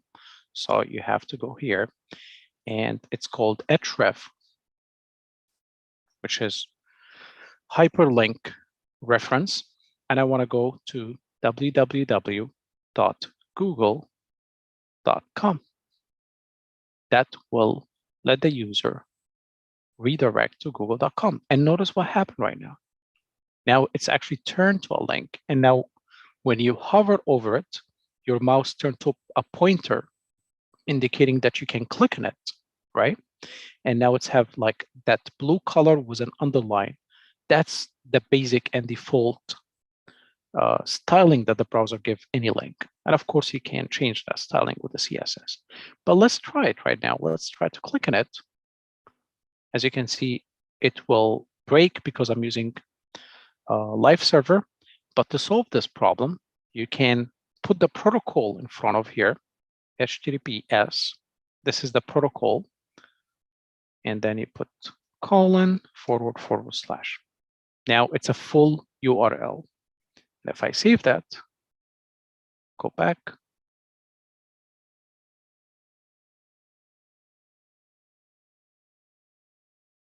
Here we go. Let's go to google.com. Okay. Let's do href here. HTTPS. This is the protocol. And again, there is two only protocols that you can use with the browser: the HTTPS and the HTTP. Most of the HTTP become secure. The S here is short for secure hyper transfer text protocol. It's the protocol of how you communicate over the internet. So www.microsoft.com. And now let's get back to my page. If I save this, here we go. It turned to a link. Try to click on it. It will take you to the Microsoft page. And if you go back, you can click in Google. And notice also that the color, if you visit the link, now changed from a blue to that purple color. Okay. So this is how link used in HTML. You can use the href, and definitely you can use the title that you'll learn about. So I can make sure that text wrap, I can add an attribute title, go to google.com.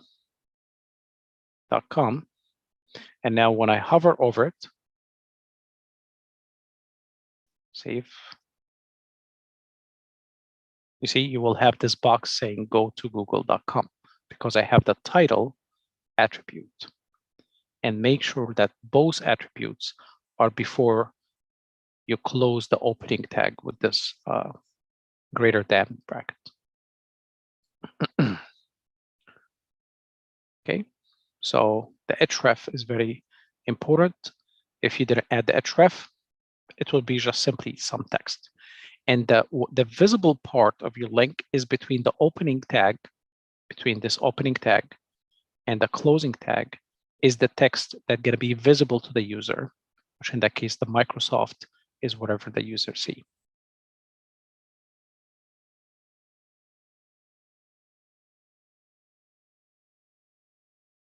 So the href attribute, technically, we didn't complete the HTML link. We need an href attribute inside the opening tag to specify or to tell the browser which page we want to link it to our page. So the href attribute defines the address of that link. It will make that kind of connection that when the user clicks in that button, he will go to the other web page. And now the browser itself understands what to do when the user clicks in this link.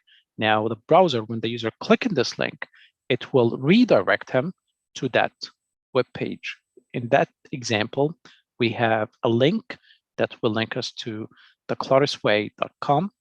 And here, wherever the user sees is what between the opening tag and the closing tag. So here, this is the text that the user will see it in the web page. But when he clicks on it here, he will actually go to this URL or this web page.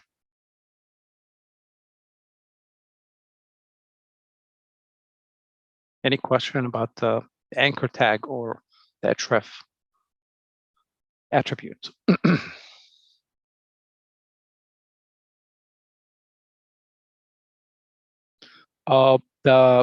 The slides, definitely it will be shared with you, and the codes as well in the GitHub repository. So you will have the code at the end of the day, and I'm gonna show you by the end of the class where we're storing the repository. And I believe if you go to the Slack channel, they have the link for the GitHub and also the link where you can access that Clarusway LMS system, so you can have access to the slides as well.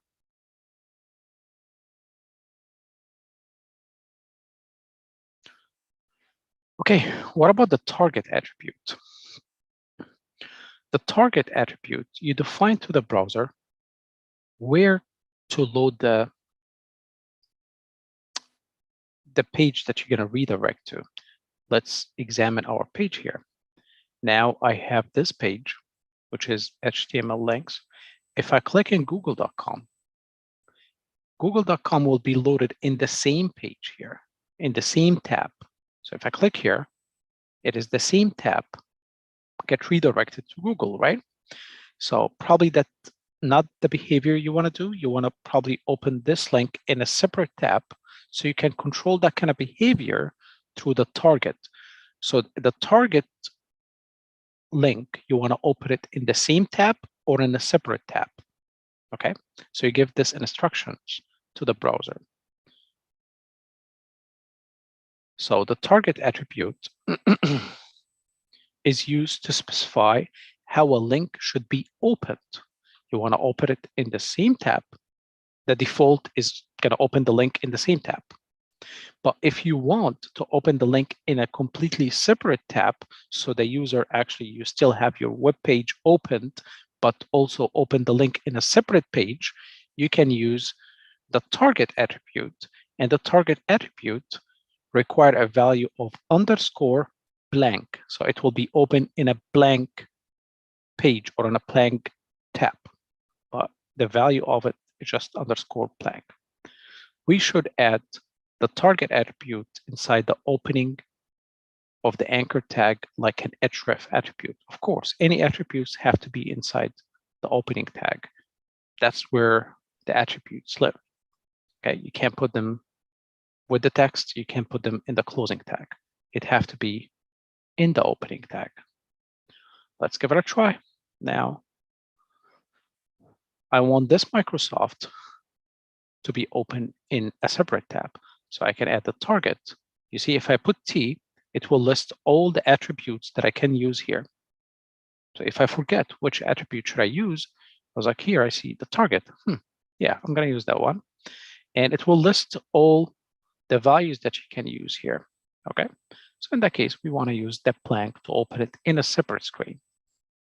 And if you save,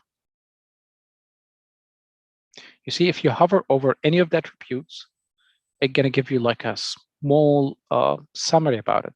Here, specify where to display the linked URL. It's the name of or keyword of the browsing context. Here, the title contain a text representing advisory information related to an element it belongs to. So as you can see, Visual Studio is very helpful Here you can hover over it, contain a URL or a URL fragment that the hyperlink points to. Here. And you can hover over any element and it will give you a small description about it. The body element represents the content of the document, of course. All right, so we now added this attribute. So we give an instruction to the browser that, hey, this link, Microsoft, don't open it on my web page. When the user tries to click on it, open it in a completely separate web page. Save that. And now go back here. So I have only one tab here, which is my page. If I click on Microsoft, notice now that Microsoft is opened in a completely new tab or a new page in that case. I still have my page open here, okay? However, for Google, it will be opened in the same page. My page is gone, that's it. And of course, that's the default behavior.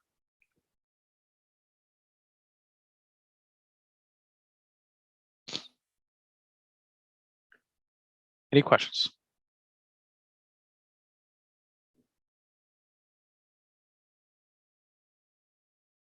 Which of the tags that we covered today you think it's? Go ahead. Yeah, hi. Thank you for You're welcome. job well done. I kind of joined about 5 minutes late because I was having troubles logging in. You started with the ordered and on Order list and unordered list. yes, and I'm a little bit, I don't know if I'm lost or I'm on track.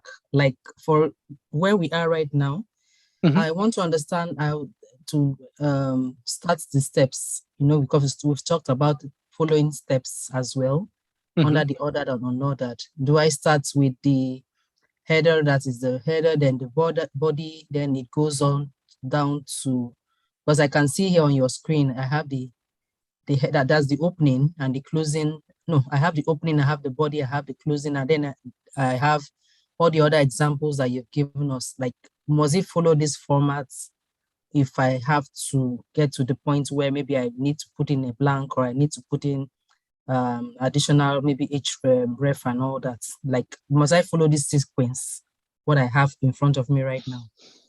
It's depend what you're trying to build after all. So if you're building a page and you want to have a link inside it, then you have to use the A tag. If you want to add a list in that page, then you have to decide you want it order list or unordered list. So it's all about what you need to build, and also how is the functionality you want it to happen. You want the user to go open the link that you're linking your page to in the same page or a separate page. Okay. But again, we just right now you can think about it that we're listing multiple elements, give you introduction to multiple elements of HTML, and in the fourth day, then we're gonna use all these elements to put it in a small project, like a portfolio project. But right now, I'm creating different files here. Okay. Trying to list, give you introduction about different tags that you might use in your application or any web page that you're designing. I'm not sure that answer your question, or so invariably, from what I understand, it's possible, like if I were to do a small project now, that I will have everything that you've taught us so far in a particular web page that I'm designing for my clients. Of course. Okay. If you're designing a web page, you will have lists, you will have links, you will have headers, you will have paragraphs. This is a very simple web page, just as an introduction or just to focus at this specific element. Okay. But if you're doing like a web page, then it should contain multiple elements, not only focus element like that. Okay. Thank you. You're welcome. Anytime.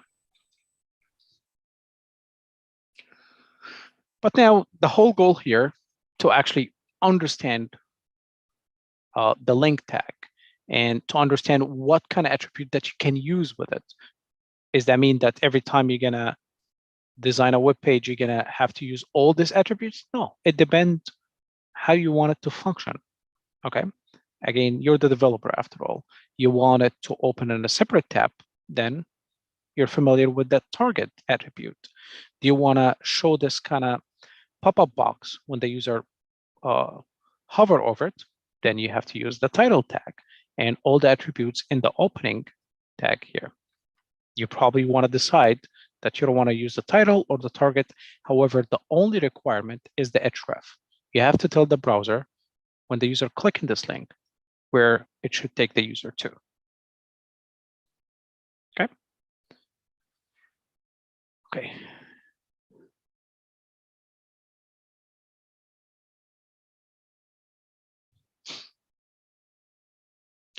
Images as links. Can I now combine image and a link, like to make an image when the user click in that image that actually take him to other web page?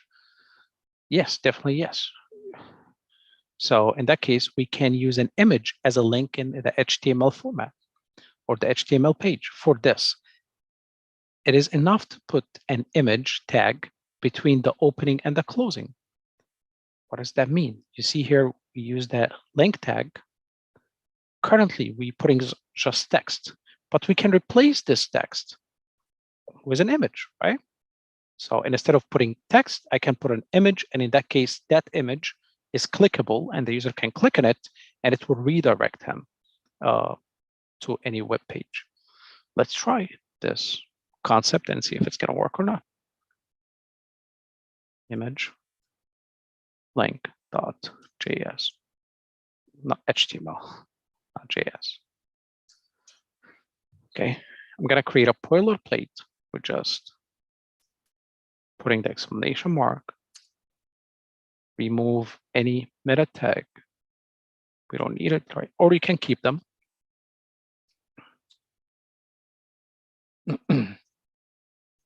Image as links. And let's get a nice image from the internet. So we can go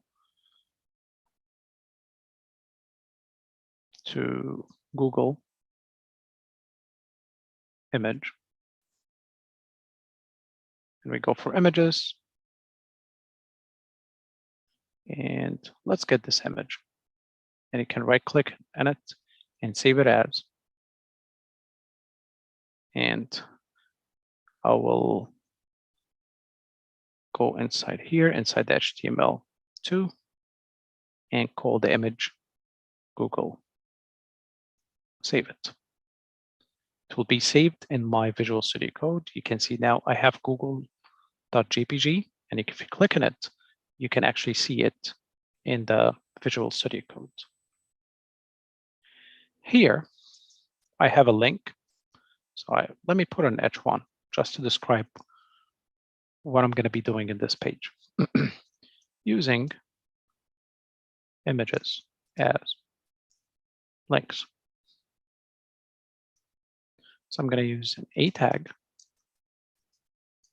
You have to put the href. It's a must to see that the cursor will be shown as a pointer in that case. And you put the protocol, which is HTTPS, 2 forward slashes, www.google.com. And here, and instead of putting text, I actually can put an image.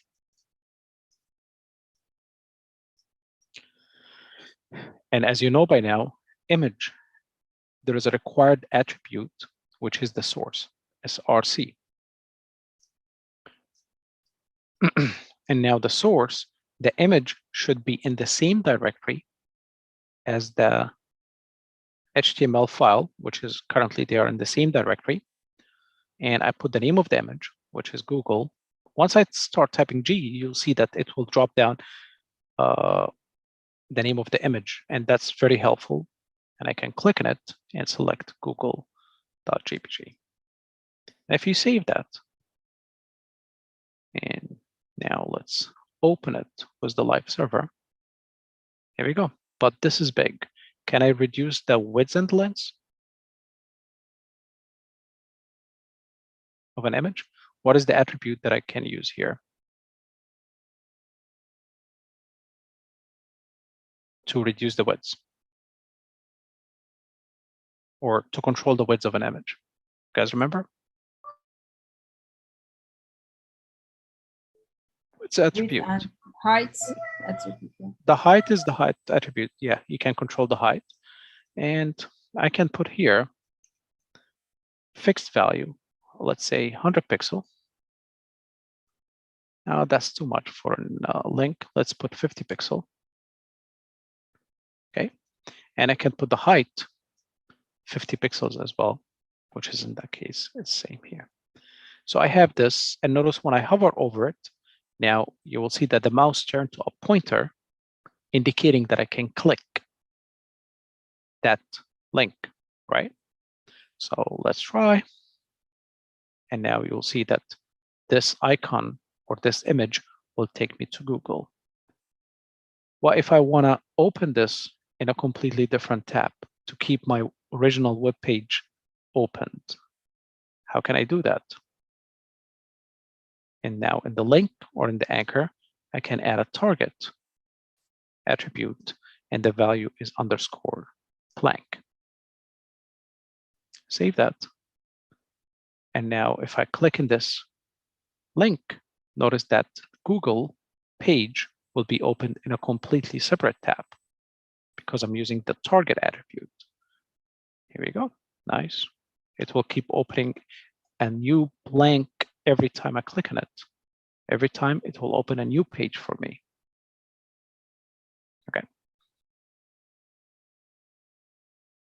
Any questions, guys? Anybody confused? Keep in mind this image is inside the anchor tag or the link tag, and you can put a tab here to visually see that.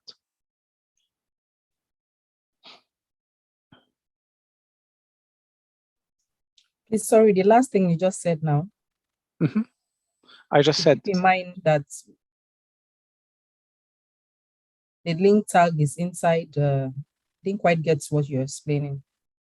I was saying the last thing that I said, that we have the link tag, which is the A here, or the anchor tag. Yes. Is wrapping the image element. Okay, okay. And I said also to visually see this, you can put a tab here to indent the image tag. So now we can see that there is an opening tag for the anchor and there is a closing tag after the image. So visually you can see it. Exactly, that's what I needed to get again. Thank you. You're welcome. And again, a nice feature in Visual Studio Code, you see when you put your mouse here close to the numbers, you can toggle this. You can close the anchor tag and open it. You can close the body and open it. You can close the head and open it.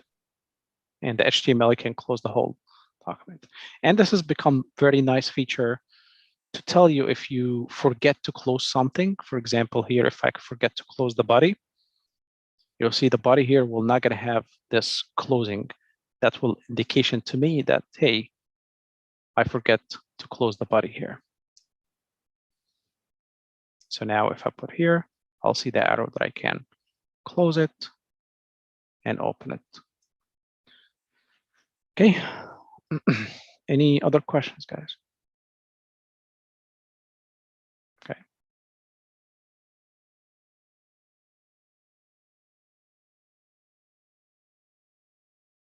All right, that's the end of the HTML, but we're gonna start as well CSS today. We're gonna start the brief history about CSS, and it will be nice because I will show you how you can link CSS with HTML and you can start styling your pages. As I said, without CSS, your pages look ugly right now. This is the default styling of your browser. You can control how the page look like and make it more appealing and nice web page by using CSS properties. And you can think about CSS. It's not actually a programming language. It's just a set of rules. You define how you want elements or tags to look in certain ways. And also CSS can control, you can do any, like if, again, it's very nice to be highly skilled in CSS. I have many students that be like, you know what, I'm going to use a framework. I don't need to know anything about CSS. I'm just going to use framework that will help me get anything I want from to style my elements. But actually, to be skilled in CSS, you can literally do anything to your page, and you can do wonderful animations to the web page. And many of the games that you will do online, you will need to fully understand how CSS work, especially if you're doing like a game web page, or you using animation, or you want to create a responsive web page. All that controlled by CSS. CSS will control how the elements look, how can you make your web page responsive, and also animation. So definitely it helps you a lot, not only to rely on frameworks, because if you're using a framework, there is other 10,000 plus companies using also the same framework that you're going to be using, and your app will going to be look similar to the other companies. You want to be your app to be more unique. You want to design how it look like yourself. Okay, so I always say CSS and HTML, a good understanding of them is the cornerstone for web development and full stack. That's the start. I know there's a lot of students just, you know, try to not fully understand HTML and CSS and then jump to JavaScript right away, but they realize that they have to go back and learn the basics again because they missed some of the information about the HTML and CSS. But again, it's 9 o'clock right now. Let's take a quick 15-minute break. And once we get back to the break, we're gonna start the CSS slides, and I'm gonna show you how you can connect the HTML page with an external CSS, or you can put the CSS rules inside your HTML page. Any questions before we go to break, guys? Okay. I'll be closing this slides, and when we get back from the break, I will open the slides for the CSS, and I'll give you the code for them. All right, I'll see you after the break.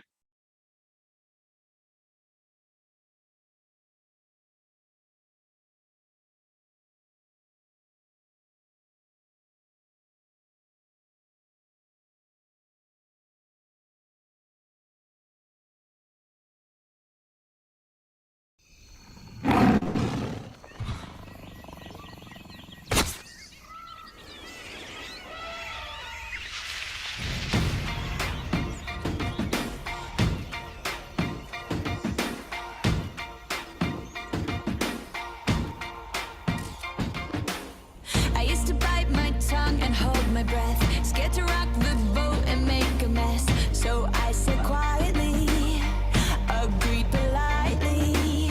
I guess that I forgot I had a choice. I let you push me past the breaking point. I stood for nothing, so I fell for everything.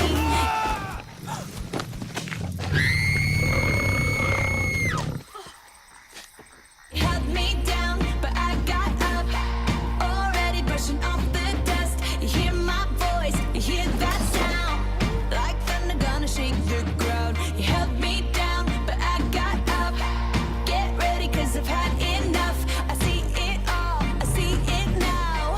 I got the eye of the tiger.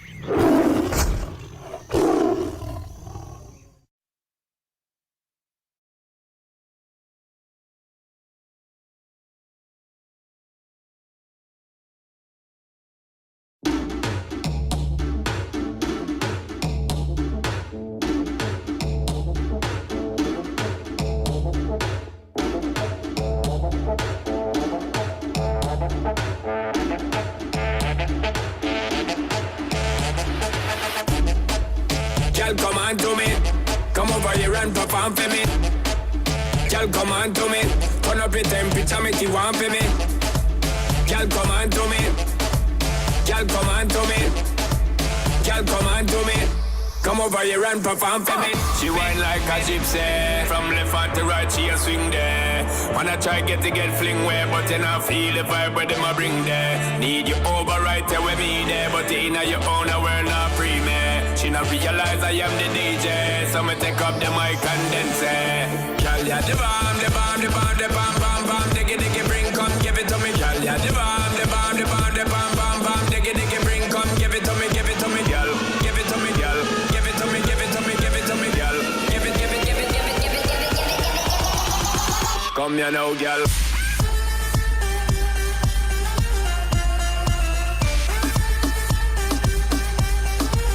Come here now, girl.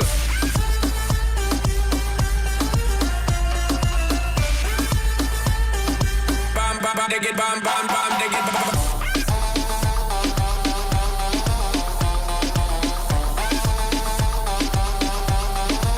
Come here now, girl.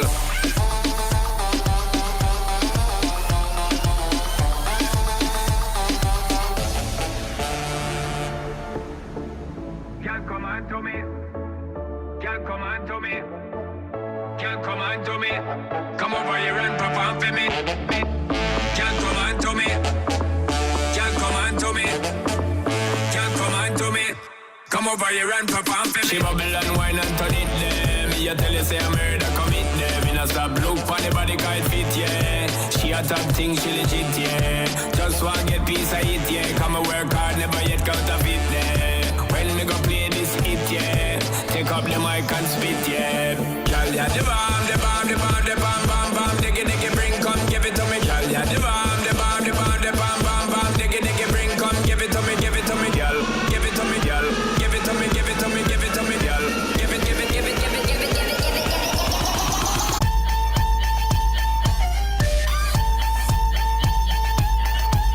Come here now, girl.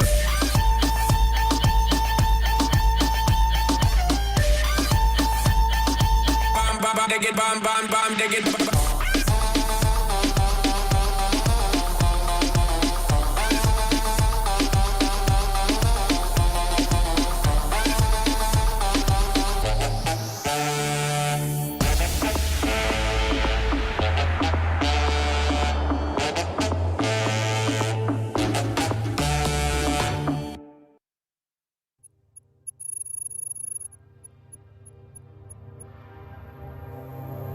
I've got fire for a heart, I'm not scared of the dark. You've never seen it look so easy. I got a river for a soul, and baby you're a boat. Baby you're my only reason. If I didn't have you there would be nothing left. The shell of a man that could never be his best. If I didn't have you would never see the sun.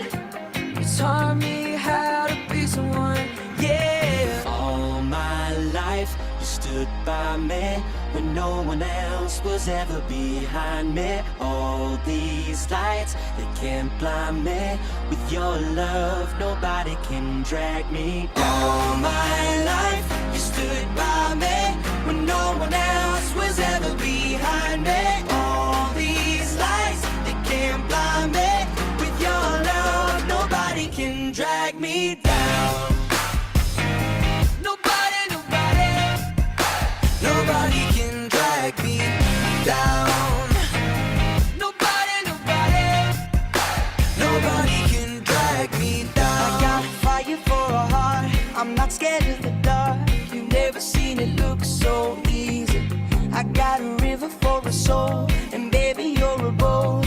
Baby you're my only reason. If I didn't have you there would be nothing left. Nothing left. Said I'm a man who can never be his best. Be his best. If I didn't have you I'd never see the sun. See the sun. You taught me how to be someone, yeah. All my life you stood by me when no one else was ever behind me. All these lights, they can't blind me.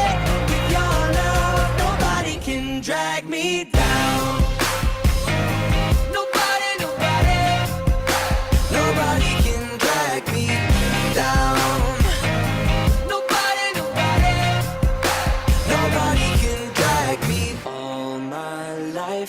stood by me when no one else was ever behind me. All these lights, they can't blind me. With your love, nobody can drag me down. My life, you stood by me when no one else was ever behind me. All these lights, they can't blind me. With your love, nobody can drag me down. Nobody, nobody, nobody can drag me down. Nobody, nobody, nobody can drag me down. Nobody, nobody, nobody can drag me down. Nobody, nobody, nobody can drag me down.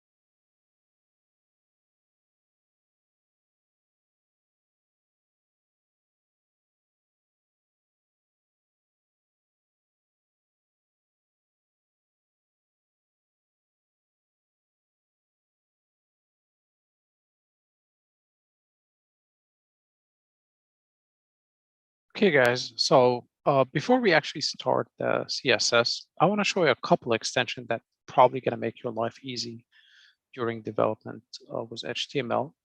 And I'm going to paste the name of the extension in the chat.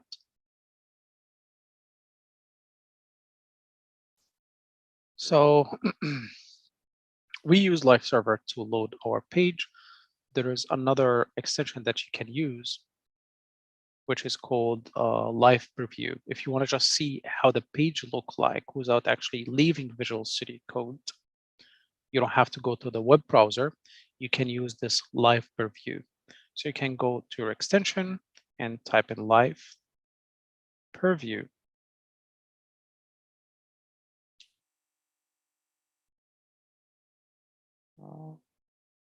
You see that I already have it installed, and you click here and you install it. If you want to uninstall any of the extension, you just uninstall it, or you can disable it.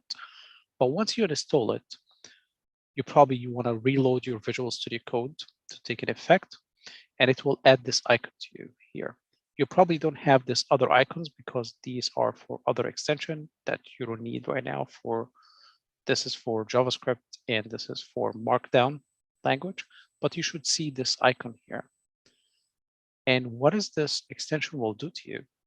Now I can take a look at this page right here by clicking in this live preview, just to see the look of my page, how it look like.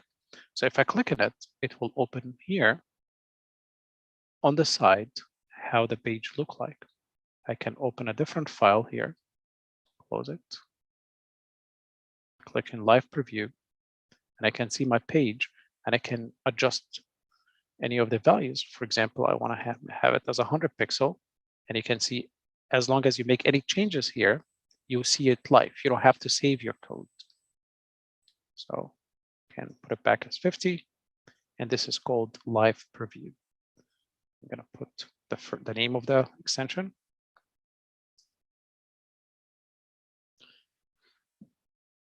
Oops.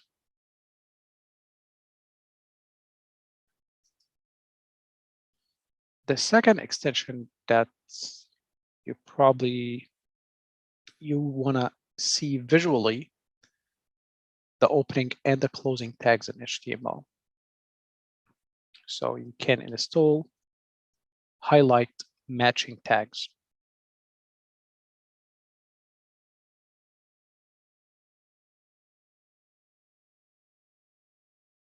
Matching. You can,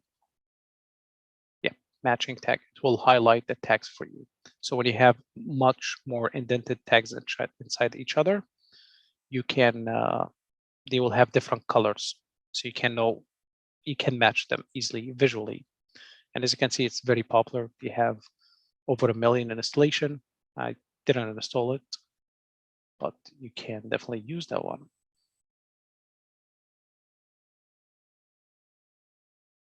And of course, I need to reload.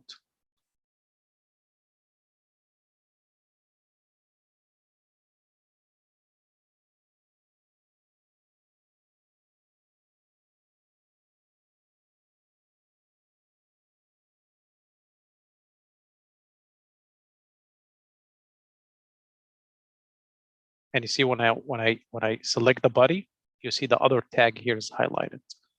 When I select the head, you see it's highlighted.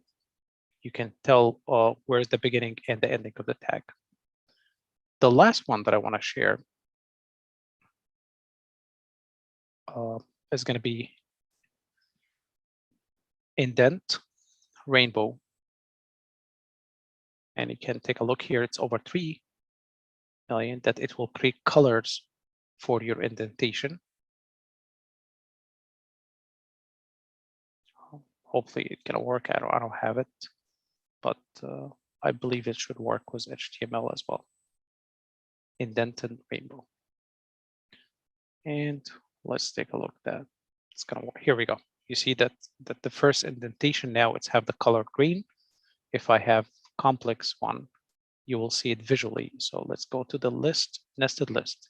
You see now here, this is the first indentation, which is colored that look like a yellow. In the second level of the indentation, it's green. And here, now visually you can tell whatever you have in red here is nested inside another element here. And that element is nested in another element as visually while you're coding. Again, these are some extensions that will make your life easy during development. But now let's start CSS. And now this is the code. You can go to this joinpd.com and type in the code for the slides.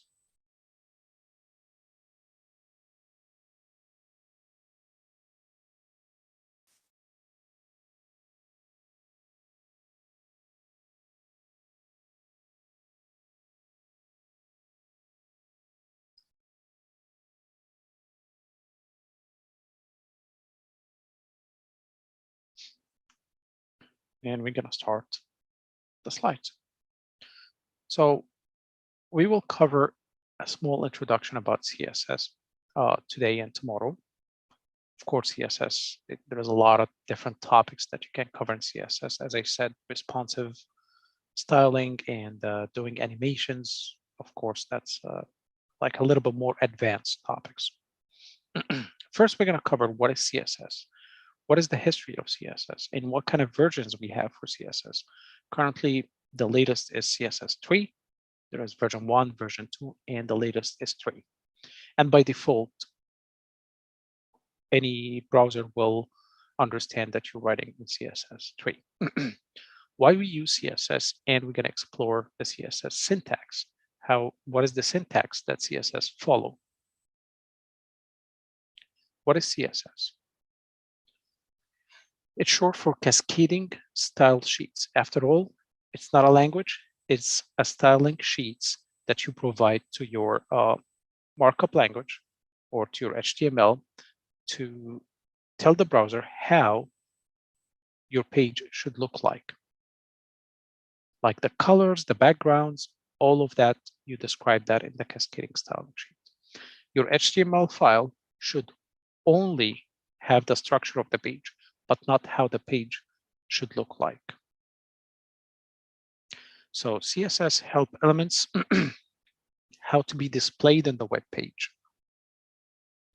CSS files the external style sheets, which consist of the styles of the HTML. So it can be external, or you can actually put the styling rules inside your page. There's multiple ways that you can add styling sheets to your web page. And we're gonna go over the 3 different types of adding style sheets in your page. So here's the picture again. HTML adjusts the structures.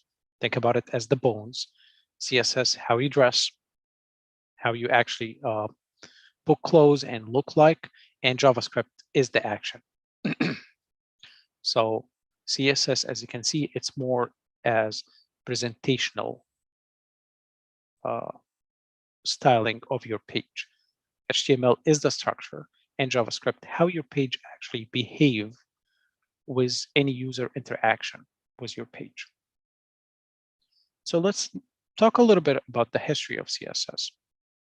So Hakon Wyom Lee, hopefully I pronounce his name correctly, released the first draft of cascading HTML style sheets. That was released in October 1994, although it takes 3 years for any browser to come close to fully implementing this CSS. August in 1996, Microsoft Internet Explorer became the first browser to support CSS. Again, CSS is, you can think about it as some commands. Of course, the browser will interpret this kind of commands.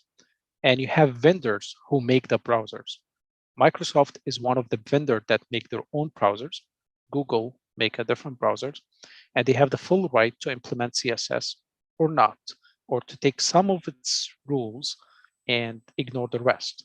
That's why you have an organization that called W3C, and they make recommendations. What is the syntax of CSS? And if they want to add a new property to CSS, it's just recommendation. And now it's the job for the vendor like Chrome, Safari, Microsoft is to take this recommendation and implement them in their browser or not. Okay, so CSS1 was the very first version that was implemented in Internet Explorer in December 1996. In May 1998, the W3C, which is the organization that put the protocol or the rules or the specification, whatever you want to call it, it's mainly specifications, released the CSS2, which added a new capabilities, including z-index. These are properties that wasn't included in CSS1. So they put the z-index, media type, bidirectional text, absolute and relative, and fixed position. That's how you can fix elements inside your page, and support for or row style sheets. With the release of the CSS3, which is the latest version, capabilities was broken into modules. So you have different modules. Between June 2011 and June 2012, the following 4 modules was released as a formal recommendations. So you have the colors, the color module, the selector level 3, name spaces, and the media queries. Don't worry about the naming right now. This is the history.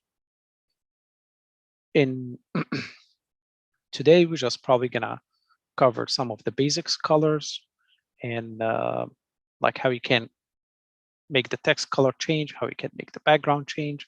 But as more you get advanced and you get familiar with multiple properties, you will understand what is a media query is, using media queries mainly for responsive design to make sure that your application look nice in a mobile devices as well as in computer devices. But that's mainly the history. All you need to know that there is 3 versions, and the latest is CSS3, and that's the version that everybody using right now. Why we use CSS? CSS is used to style your page. You want to make your page look good, right? That's the whole idea. You don't want to make your page look like 1990. You want to make a modern page, interactive page. Using CSS, you will be able to put out pages without much less work that load much faster and will be easy to update and print. So your page can load faster with CSS. It's very efficient. It will update the styling of your page, and you can even specify the styling of how the page can be printed. So you probably want to style it differently in a printed version of your page. Did you ever like book a ticket, and when you try to print it, they tell you click on this button to have a printed friendly or printing friendly version of the page? You can do that with CSS as well. So it will have look different when you try to print it with a printer, but when the user try to go to your page, it look different than the printing version. So you can control all this, how it look in a printer, how it look in a mobile devices, how it look in a in a normal screen as well. This is very important. What is the syntax that CSS follow? And we're talking about all the properties now. CSS have a lot of properties, but they all must follow this syntax. Similar to HTML, it have multiple tags, but they all have to follow the syntax of opening tag and closing tag.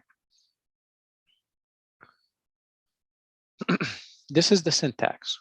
Basic CSS rule.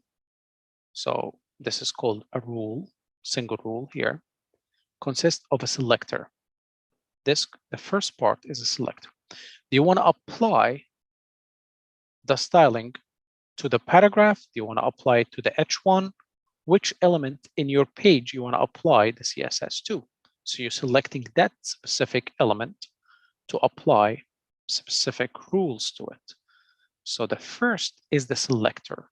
In that case, we're selecting all the paragraphs that in our page. If I want to select all the headings in my page with level 1, I'm going to put an H1. If I want to select the links, I'm going to put an A. So that's the first part. Then you put a space. Then you open a curly brackets to start adding the CSS properties. So all the CSS properties should be between 2 curly brackets. Okay. So I selected the element that I want to perform styling on it. And now it's the step where you add the styles, and you add the styles between the 2 curly brackets. In this example, P is the selector, which can select all the paragraph elements in the HTML page. It means that all text in the P element will be blue. Why will be blue? Because I use the color property Again, it's a name, not equal. You put a colon, then the value. In that case, the color is the name and the value is the blue, because now I want to set the color property to be blue. So the color property will have the value of blue. And every single statement, you finish it with a semicolon. Okay? So we start with the selector. Then you put the CSS properties with inside the two curly brackets, and you can add CSS lines. You can have multiple lines. Every single line should be terminated with a semicolon.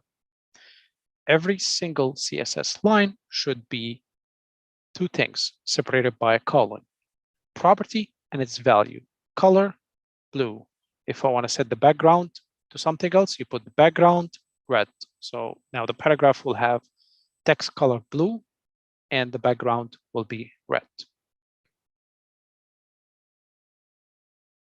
The declaration block, which is this block, contain one or more declaration. Currently, we have only one declaration or only one CSS rule in that case.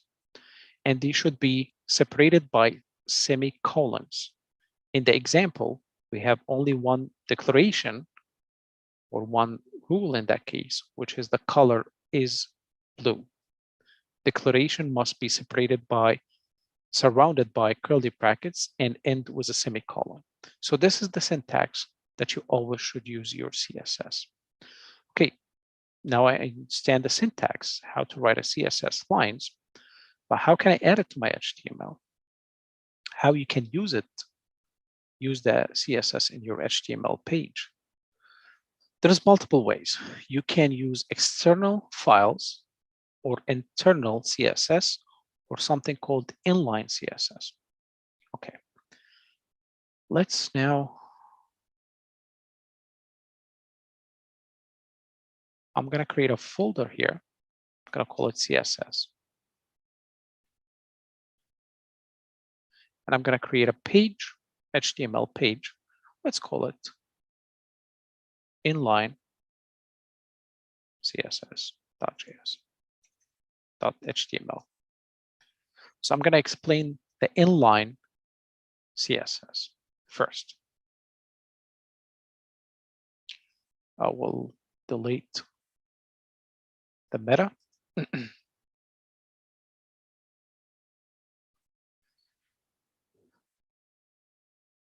Inline CSS. I will have here an H1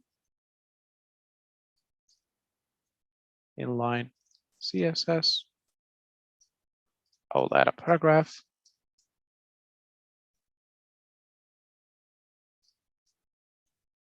My first paragraph. Okay. Now I want this paragraph to be red, and I want this header to be green. To add CSS on the tag itself, it's called inline. So I can go to this tag, this paragraph, and use an attribute that called style. And style attribute will let me add CSS to that particular element. So in that case, I don't need to select the element, right? Because I already put it inside the element. So the first part here in our syntax, we don't need it. We don't need the selector because I'm putting the styling inside that element already using the style attribute. So the selector, you don't need it in that case. I'm already inside the paragraph. You just put the two curly brackets to start putting the CSS here. And I can say color, and you put the colon. This is the property name, color, and I want the value to be red. And don't forget semicolon. Actually, I don't think you need curly brackets here. Yeah, you don't need the curly brackets here since you're using inline styling. Now let's use the purview to see. Now it's red. Nice. If I change it to blue, now it's blue. You can add a new CSS rule here. Let's say background. You see Visual Studio Code now help you, and it will list all the CSS properties that you can use. The only one that I want to use is the background color. Let's use background color red. You see now I have background color of red and a text color of blue. What if I created another paragraph? Do you think the second paragraph will have the same styling or no? What do you think? Let's say this is my second paragraph.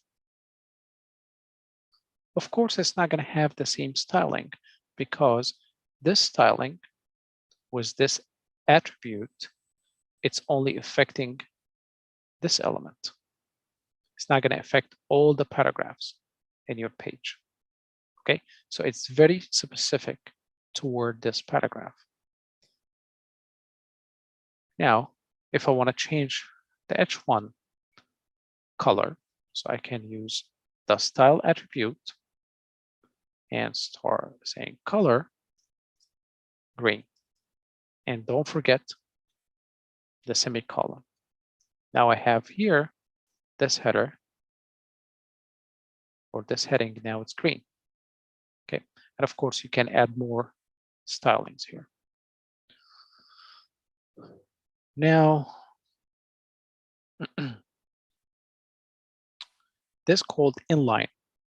This is one way to use CSS inside the HTML, but it's not the best way because in that case, you're mixing styling and HTML in the same file, right? You want to separate them. Another way to use CSS, if you take a look at our list here, is the internal CSS. Okay, so now I'm going to cover the internal CSS. Let me close this. Internal CSS.html.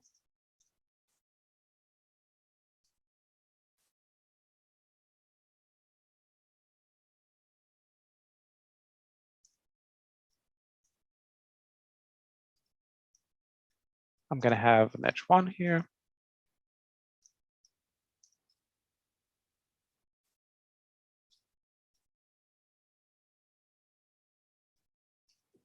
A paragraph.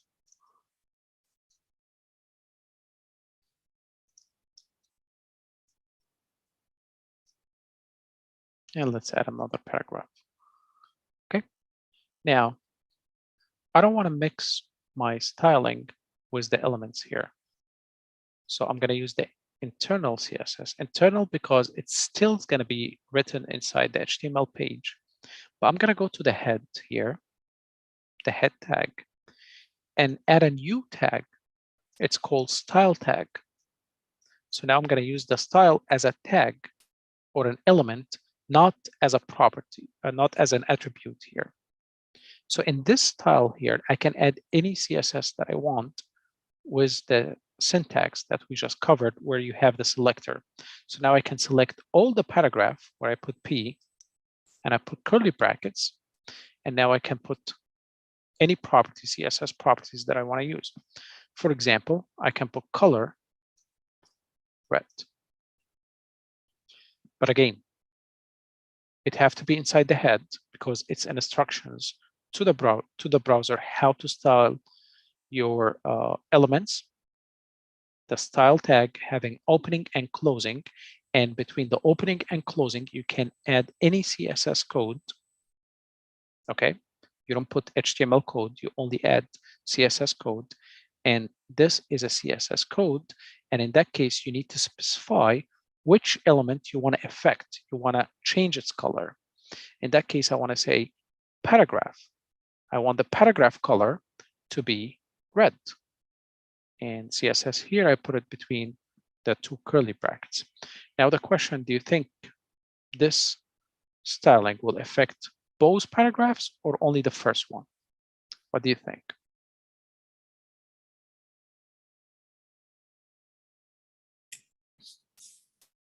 I think both. Both, exactly. I wasn't specific in that case. I said any paragraph in my page, I want it to be color red.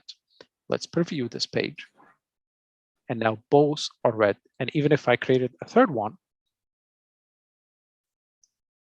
it will be also red. Any paragraph in my page should be red. Now, let's say I can put a new line here, and I can put the background color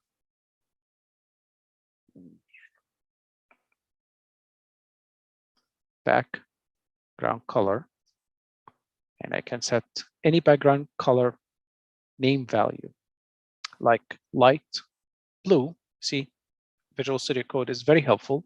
Once you put L, it gives you all the colors that start with an L that you can use. So I want a light sky blue. And here's the background is light sky blue. Okay, now if I want to change my heading here, how can I do that?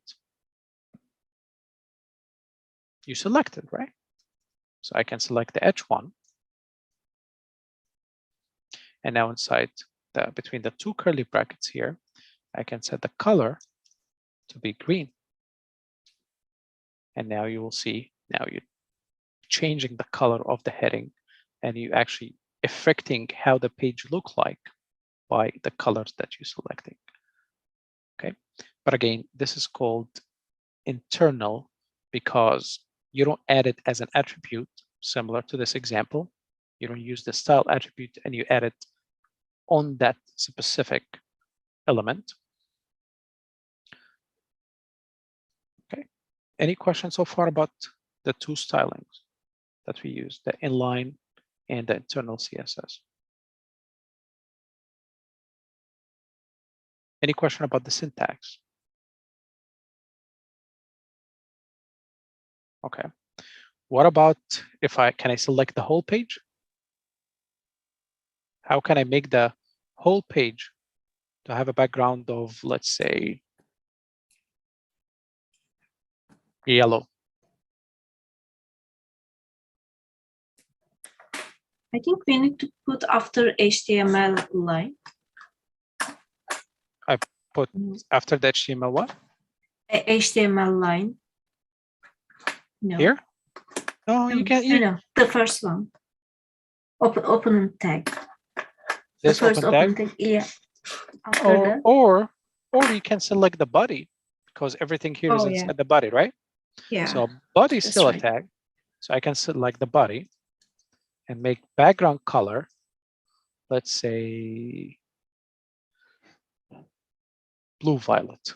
See, the whole page now background changed, but this is like a little bit dark one. Let's do light gray, light salmon. So now I control the whole page because my whole page is inside the body tag. I changed the background of the whole page. Okay.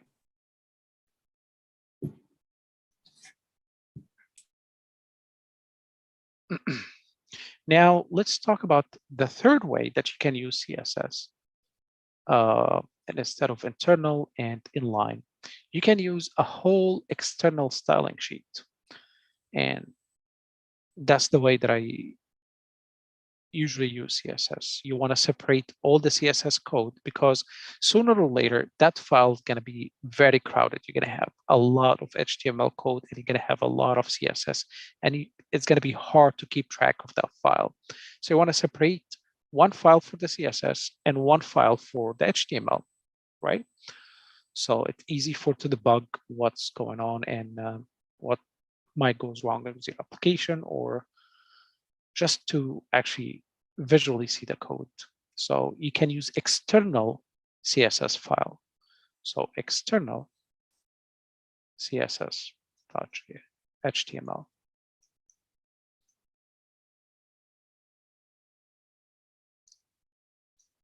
Here, this file is just going to be HTML. There is no CSS at all. And I'm going to use an external CSS to be able to style that file.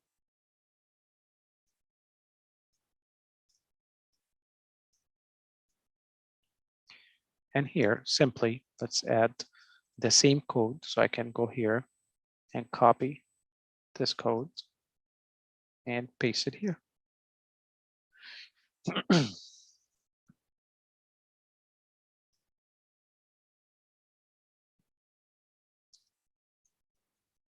And now I can create a completely external styling sheet. So I can add a file here. Let's call it style.css. So the extension of the file have to be CSS. So Visual Studio Code can understand that this is a CSS file. Okay. Here, you can open the style sheet and the HTML, both of them by hitting this icon here. And now I'm having the style sheet open here, and this is my HTML code here. And now I can select my elements. I can select my body. This is the selector. And here the curly brackets where I'm going to put CSS codes. And I can set the color to be light blue, for example. And don't forget the semicolon. And I can select the paragraph where I can set the body should be background color, not color. Background, the color is the text color. For the paragraph, I want to set the color to be red. And for my H1, I want the color to be green. Okay, so now I have this separate CSS file and I have this HTML file. How can I make the link between the CSS and the HTML? So I need to link both files together, right? So I need to tell this HTML file to load the CSS file. And the tag that you usually use and also put it in the head tag, it's called link.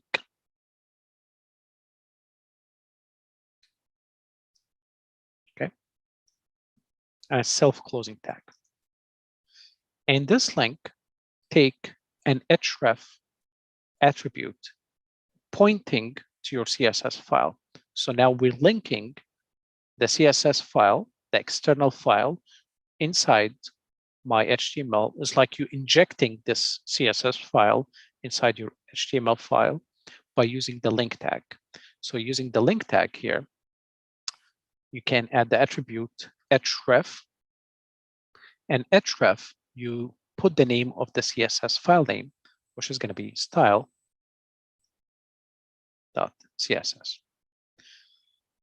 That might not going to work, but let's try it.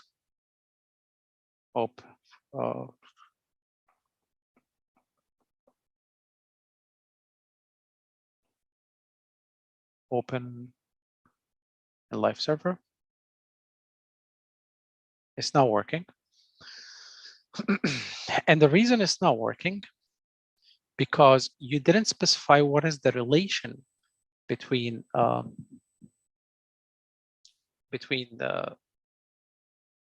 this CSS and this file. So you need to put the relationship here. Style.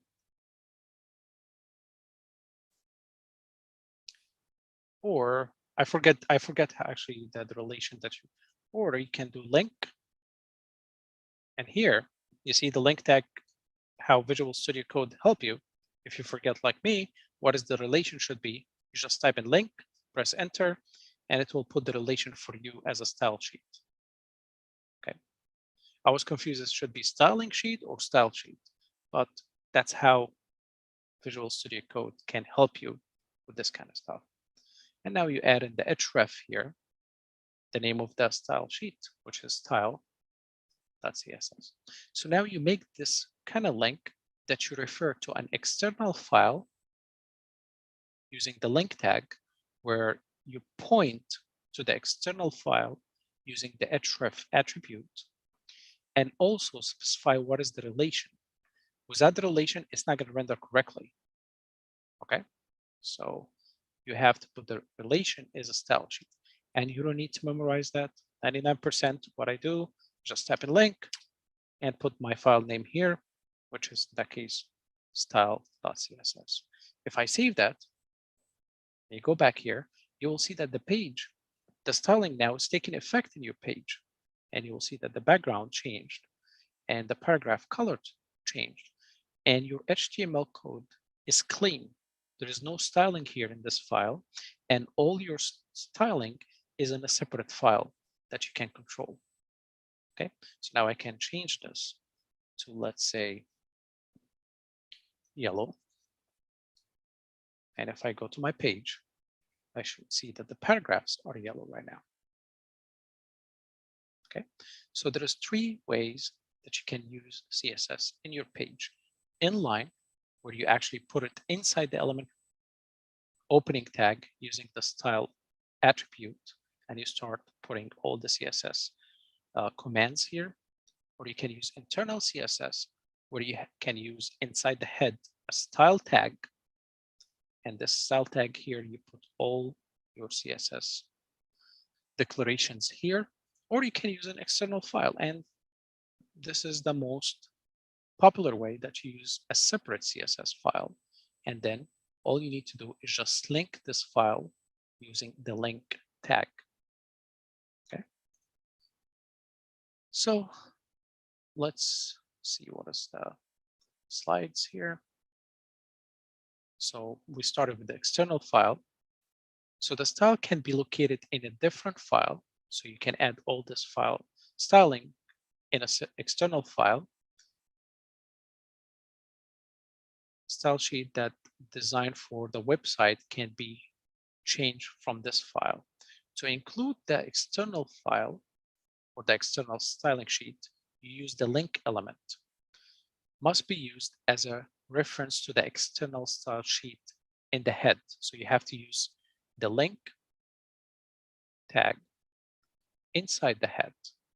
See here the head tag here, opening, closing. You add the link, and this link will make the link between the HTML, the current HTML, and the external file that you're using. In that case, in this example, they're using file.css. You don't have to specify the type, by the way. It's fine. You want to specify it, but you already put the relationship here as style sheet. If you add the type here, you're specifying that the type is CSS. You can put text/CSS. You're saying that this is a CSS file.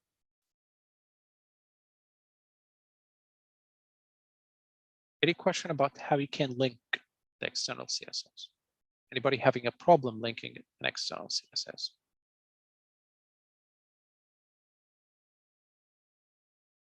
Okay. Internal one, where you can use the style tags inside the head. So for any single HTML file, internal styles can be used. The internal styles are written inside the style section of the HTML page.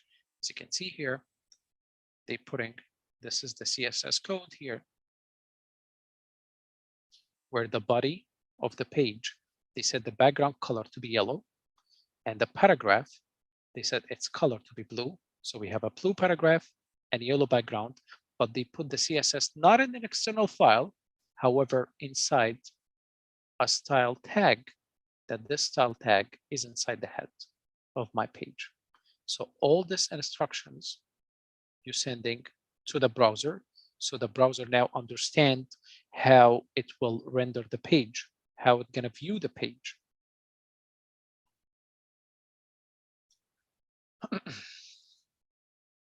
And of course, the last one is the inline styling, where you can add the style as an attribute.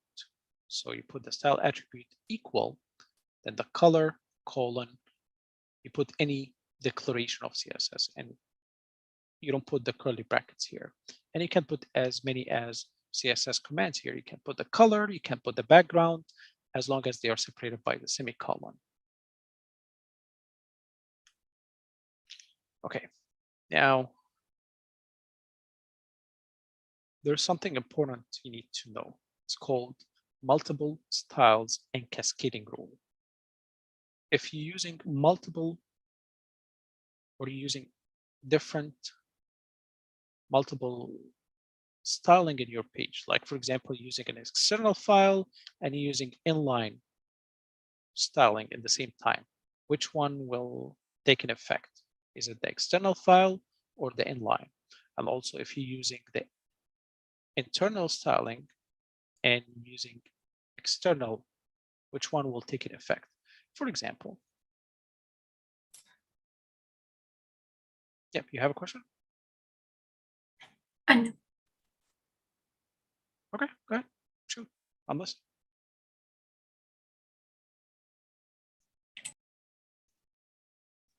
Go ahead if you have a question.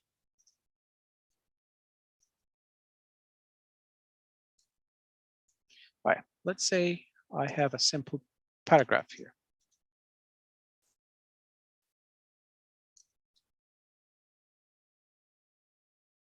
And now I want to set its color using inline styling color to be blue. But also, this is inline styling, and don't forget the semicolon. And here, I'm going to add a style tag.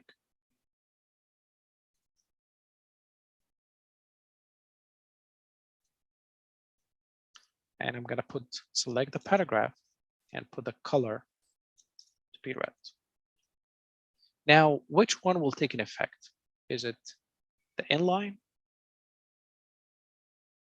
I mean, sorry, the internal or the inline? Just guess. A good guess. Which one? Internal, because it comes first. Internal comes first, that's correct. So it will be blue, it's not going to be red. It's more specific toward that paragraph. Okay, so you can overwrite any styling that you have by using the inline styling. So it's always go like this.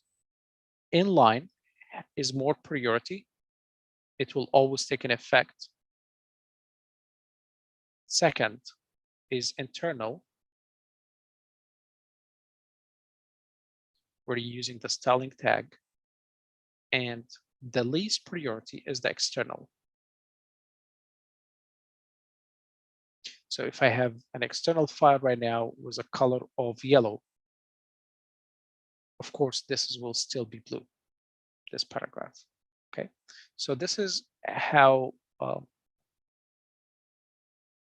they run the styling. They start with the inline.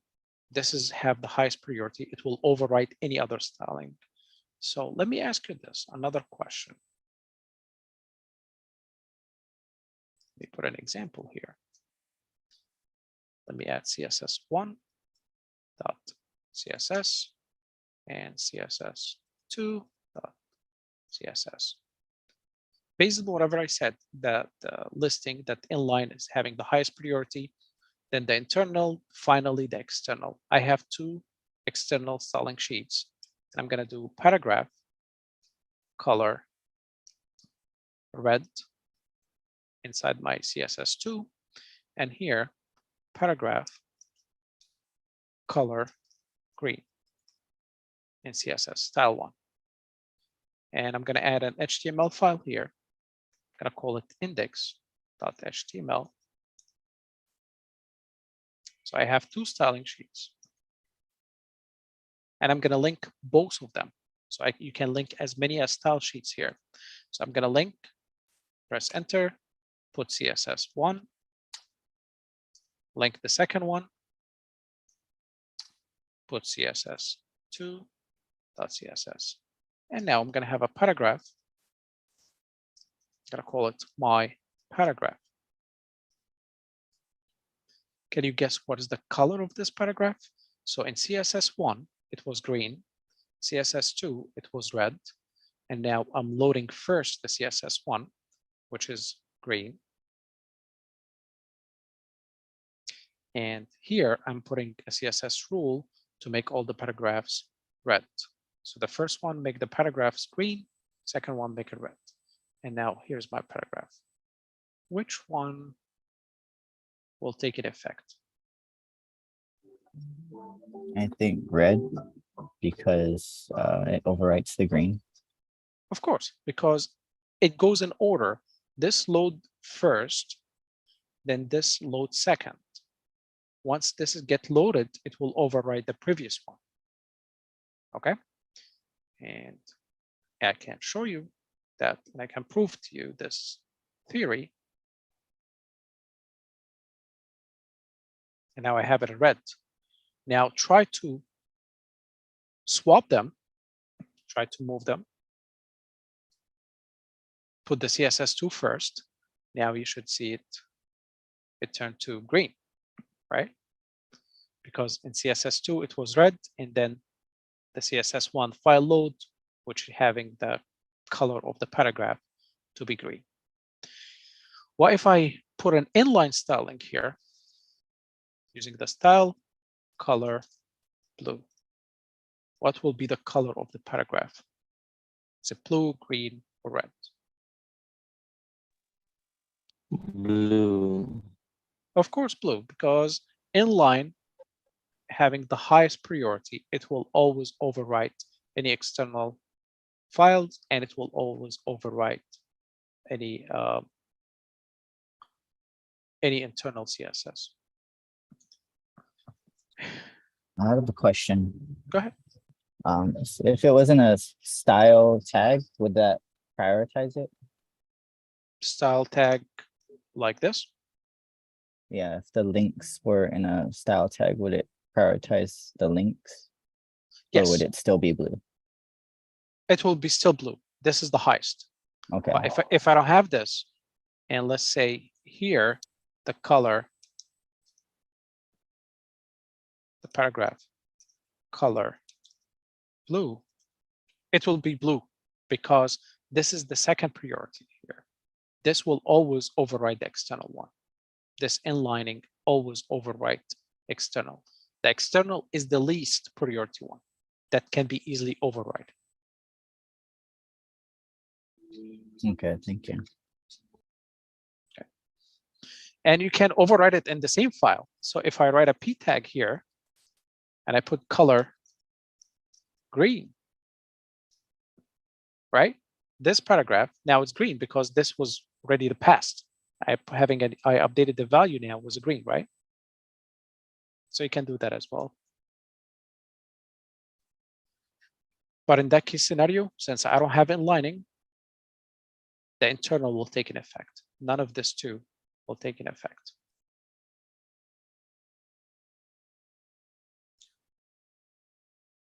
Okay, that's what is the multiple style sheet and cascade rules is. So all the styles which are applied to the same element will apply in a cascading order of rules. There is a rule for it. Inline styles have the top priority. The inline is the one that you're using the style attribute.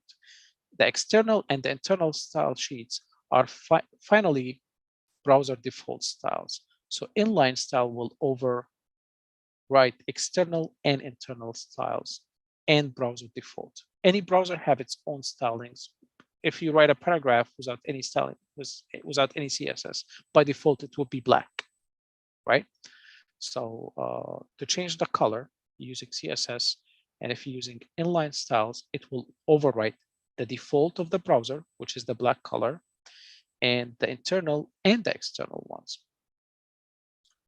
In the external style sheet, color of the paragraph defined as red.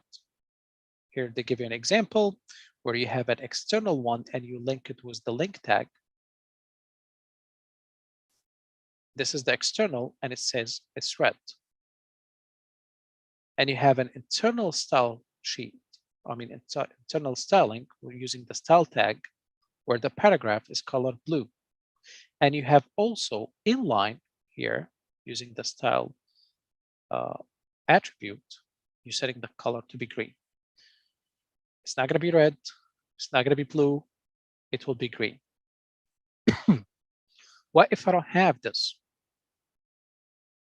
Which color do you think this paragraph will be?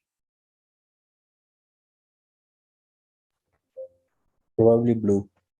Of course, it's going to be blue, because now the second one in priority will be the internal styling, right? Perfect. I think you guys get the idea of the order, of the cascading order. Of course, this is a typo. It should be green. This is a right. So the internal color paragraph is defined as a blue, and in the inline style, it's yellow, but it's actually, in the example, it's green. So they're referring to a yellow as inline. So watch out for this typo.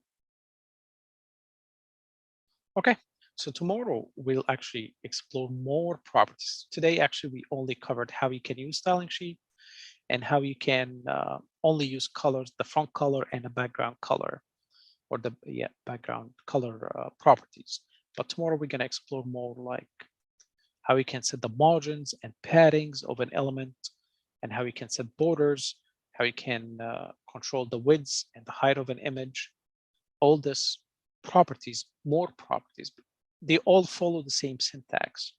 Okay, it's always name and a value separated by colon, and you terminate them by semicolon. Very simple syntax. Any questions before we start our quiz today to see how you guys, how much you guys learned today? Okay, you ready for the quiz? Yep. Okay.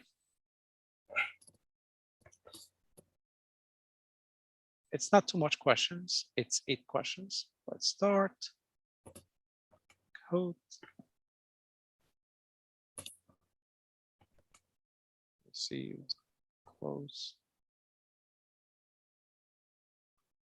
Hold on a second.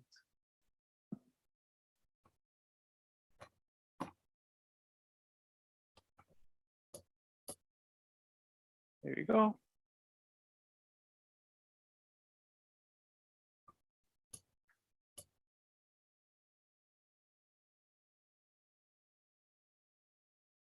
So you should go to www.kahoot.it and you have the bin code here. I'm going to paste it in the chat.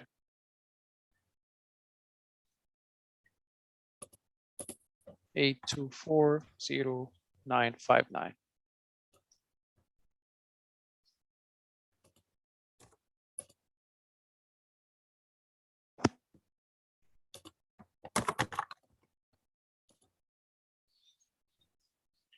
Where's Cool Dev? He was number 1 yesterday.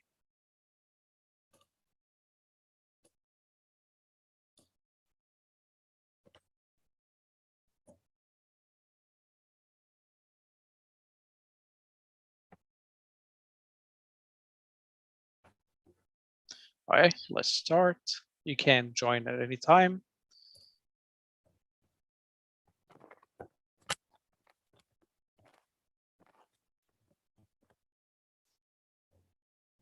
What does this tag start? Image source.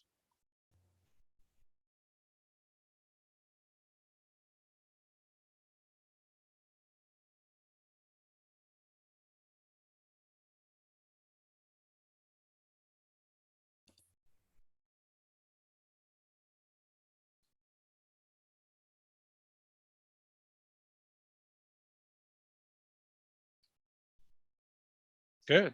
Image source, of course. The SRC is short for the source of the image, and it's an attribute. And we got fleas in the first place. Let's see who's gonna get in the first place this time. Which HTML tag create a link that navigates to another web page? Go to URL, link, or the A tag.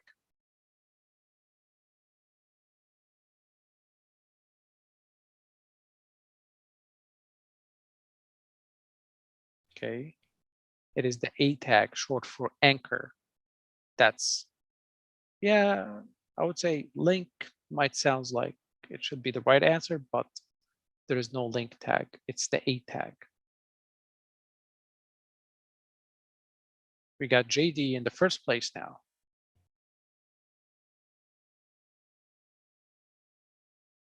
What attribute is used to establish a link? Source. Read the question correctly.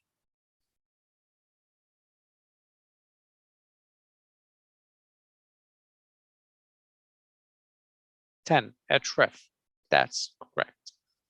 Hypertext or hyperlink reference. Okay, we still have JD in the top. What attribute do you use when coding a link that opens another page in a new window?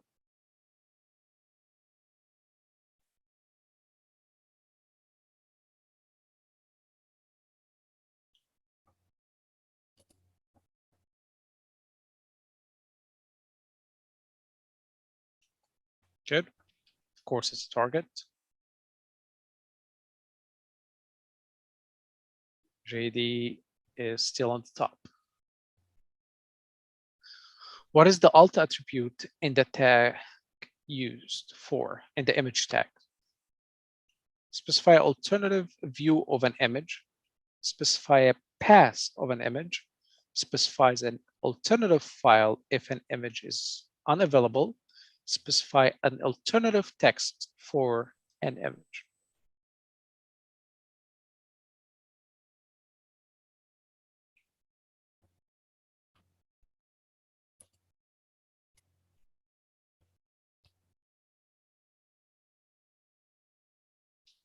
Okay.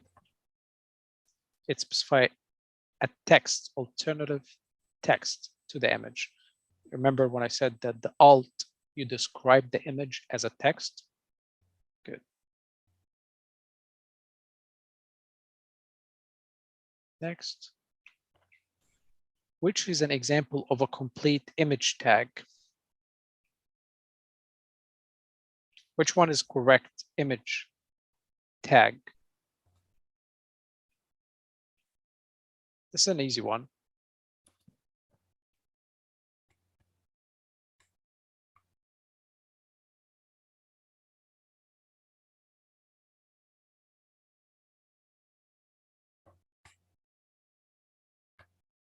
Oh, you need the image here.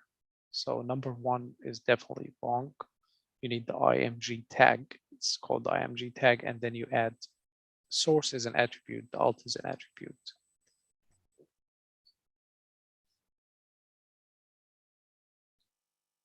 Skin is now in the first place.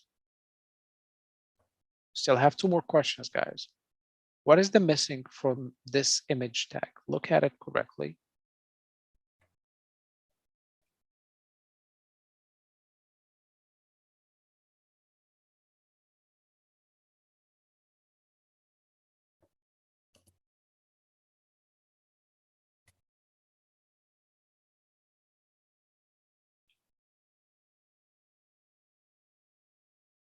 That's correct. The source attribute. Now you see here, they trying to trick you. This is the tag name, and they put the equal sign right away to the tag name. No, you need an attribute, in that case, the source attribute. Okay, Kona coming in the next place. Can I use an image without giving a credit to the website owner of the photo? It's illegal. You should have a copyright for the image.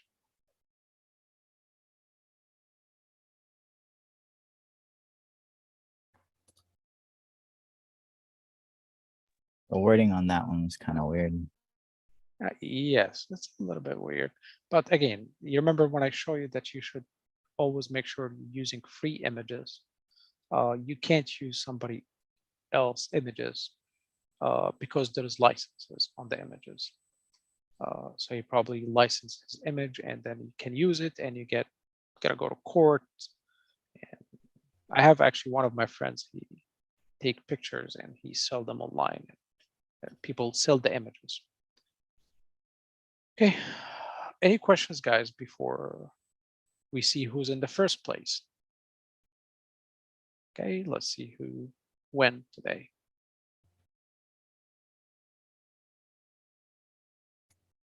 JD in the third place. Good job. Kona, good job. And in the first place, Aitken in the first place. Good job, guys. And we have Mary and Tommy in the fourth and the fifth place.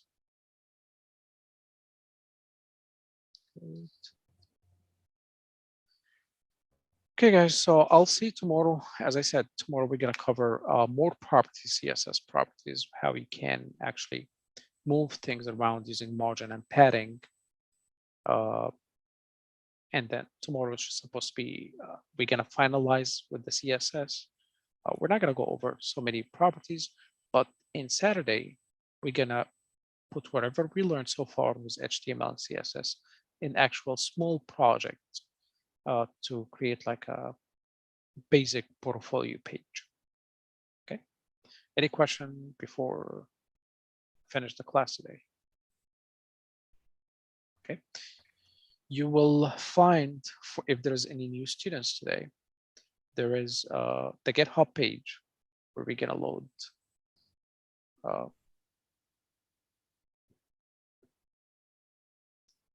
the codes. Yes, Julie, we have a class tomorrow. That's where we're gonna continue with the CSS. And in Saturday, so we have tomorrow and Saturday. Tomorrow we're gonna just cover more CSS properties, and Saturday is gonna be like the wrapping project for this mini boot camp. So let me go to, if there's any new students that just joined today, just want to show you in the GitHub and paste the GitHub link in the chat.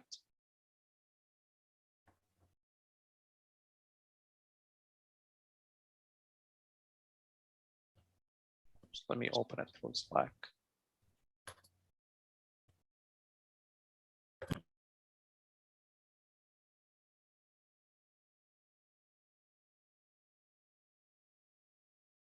So I'm pasting the GitHub link in Slack where we put all the codes. If you have it in, I mean, sorry, in the chat, not in Slack, and the Zoom chat right now. That's where we store all the codes. And I'm gonna push this code after the class right away so you can have access to any codes that we develop today. Okay, guys.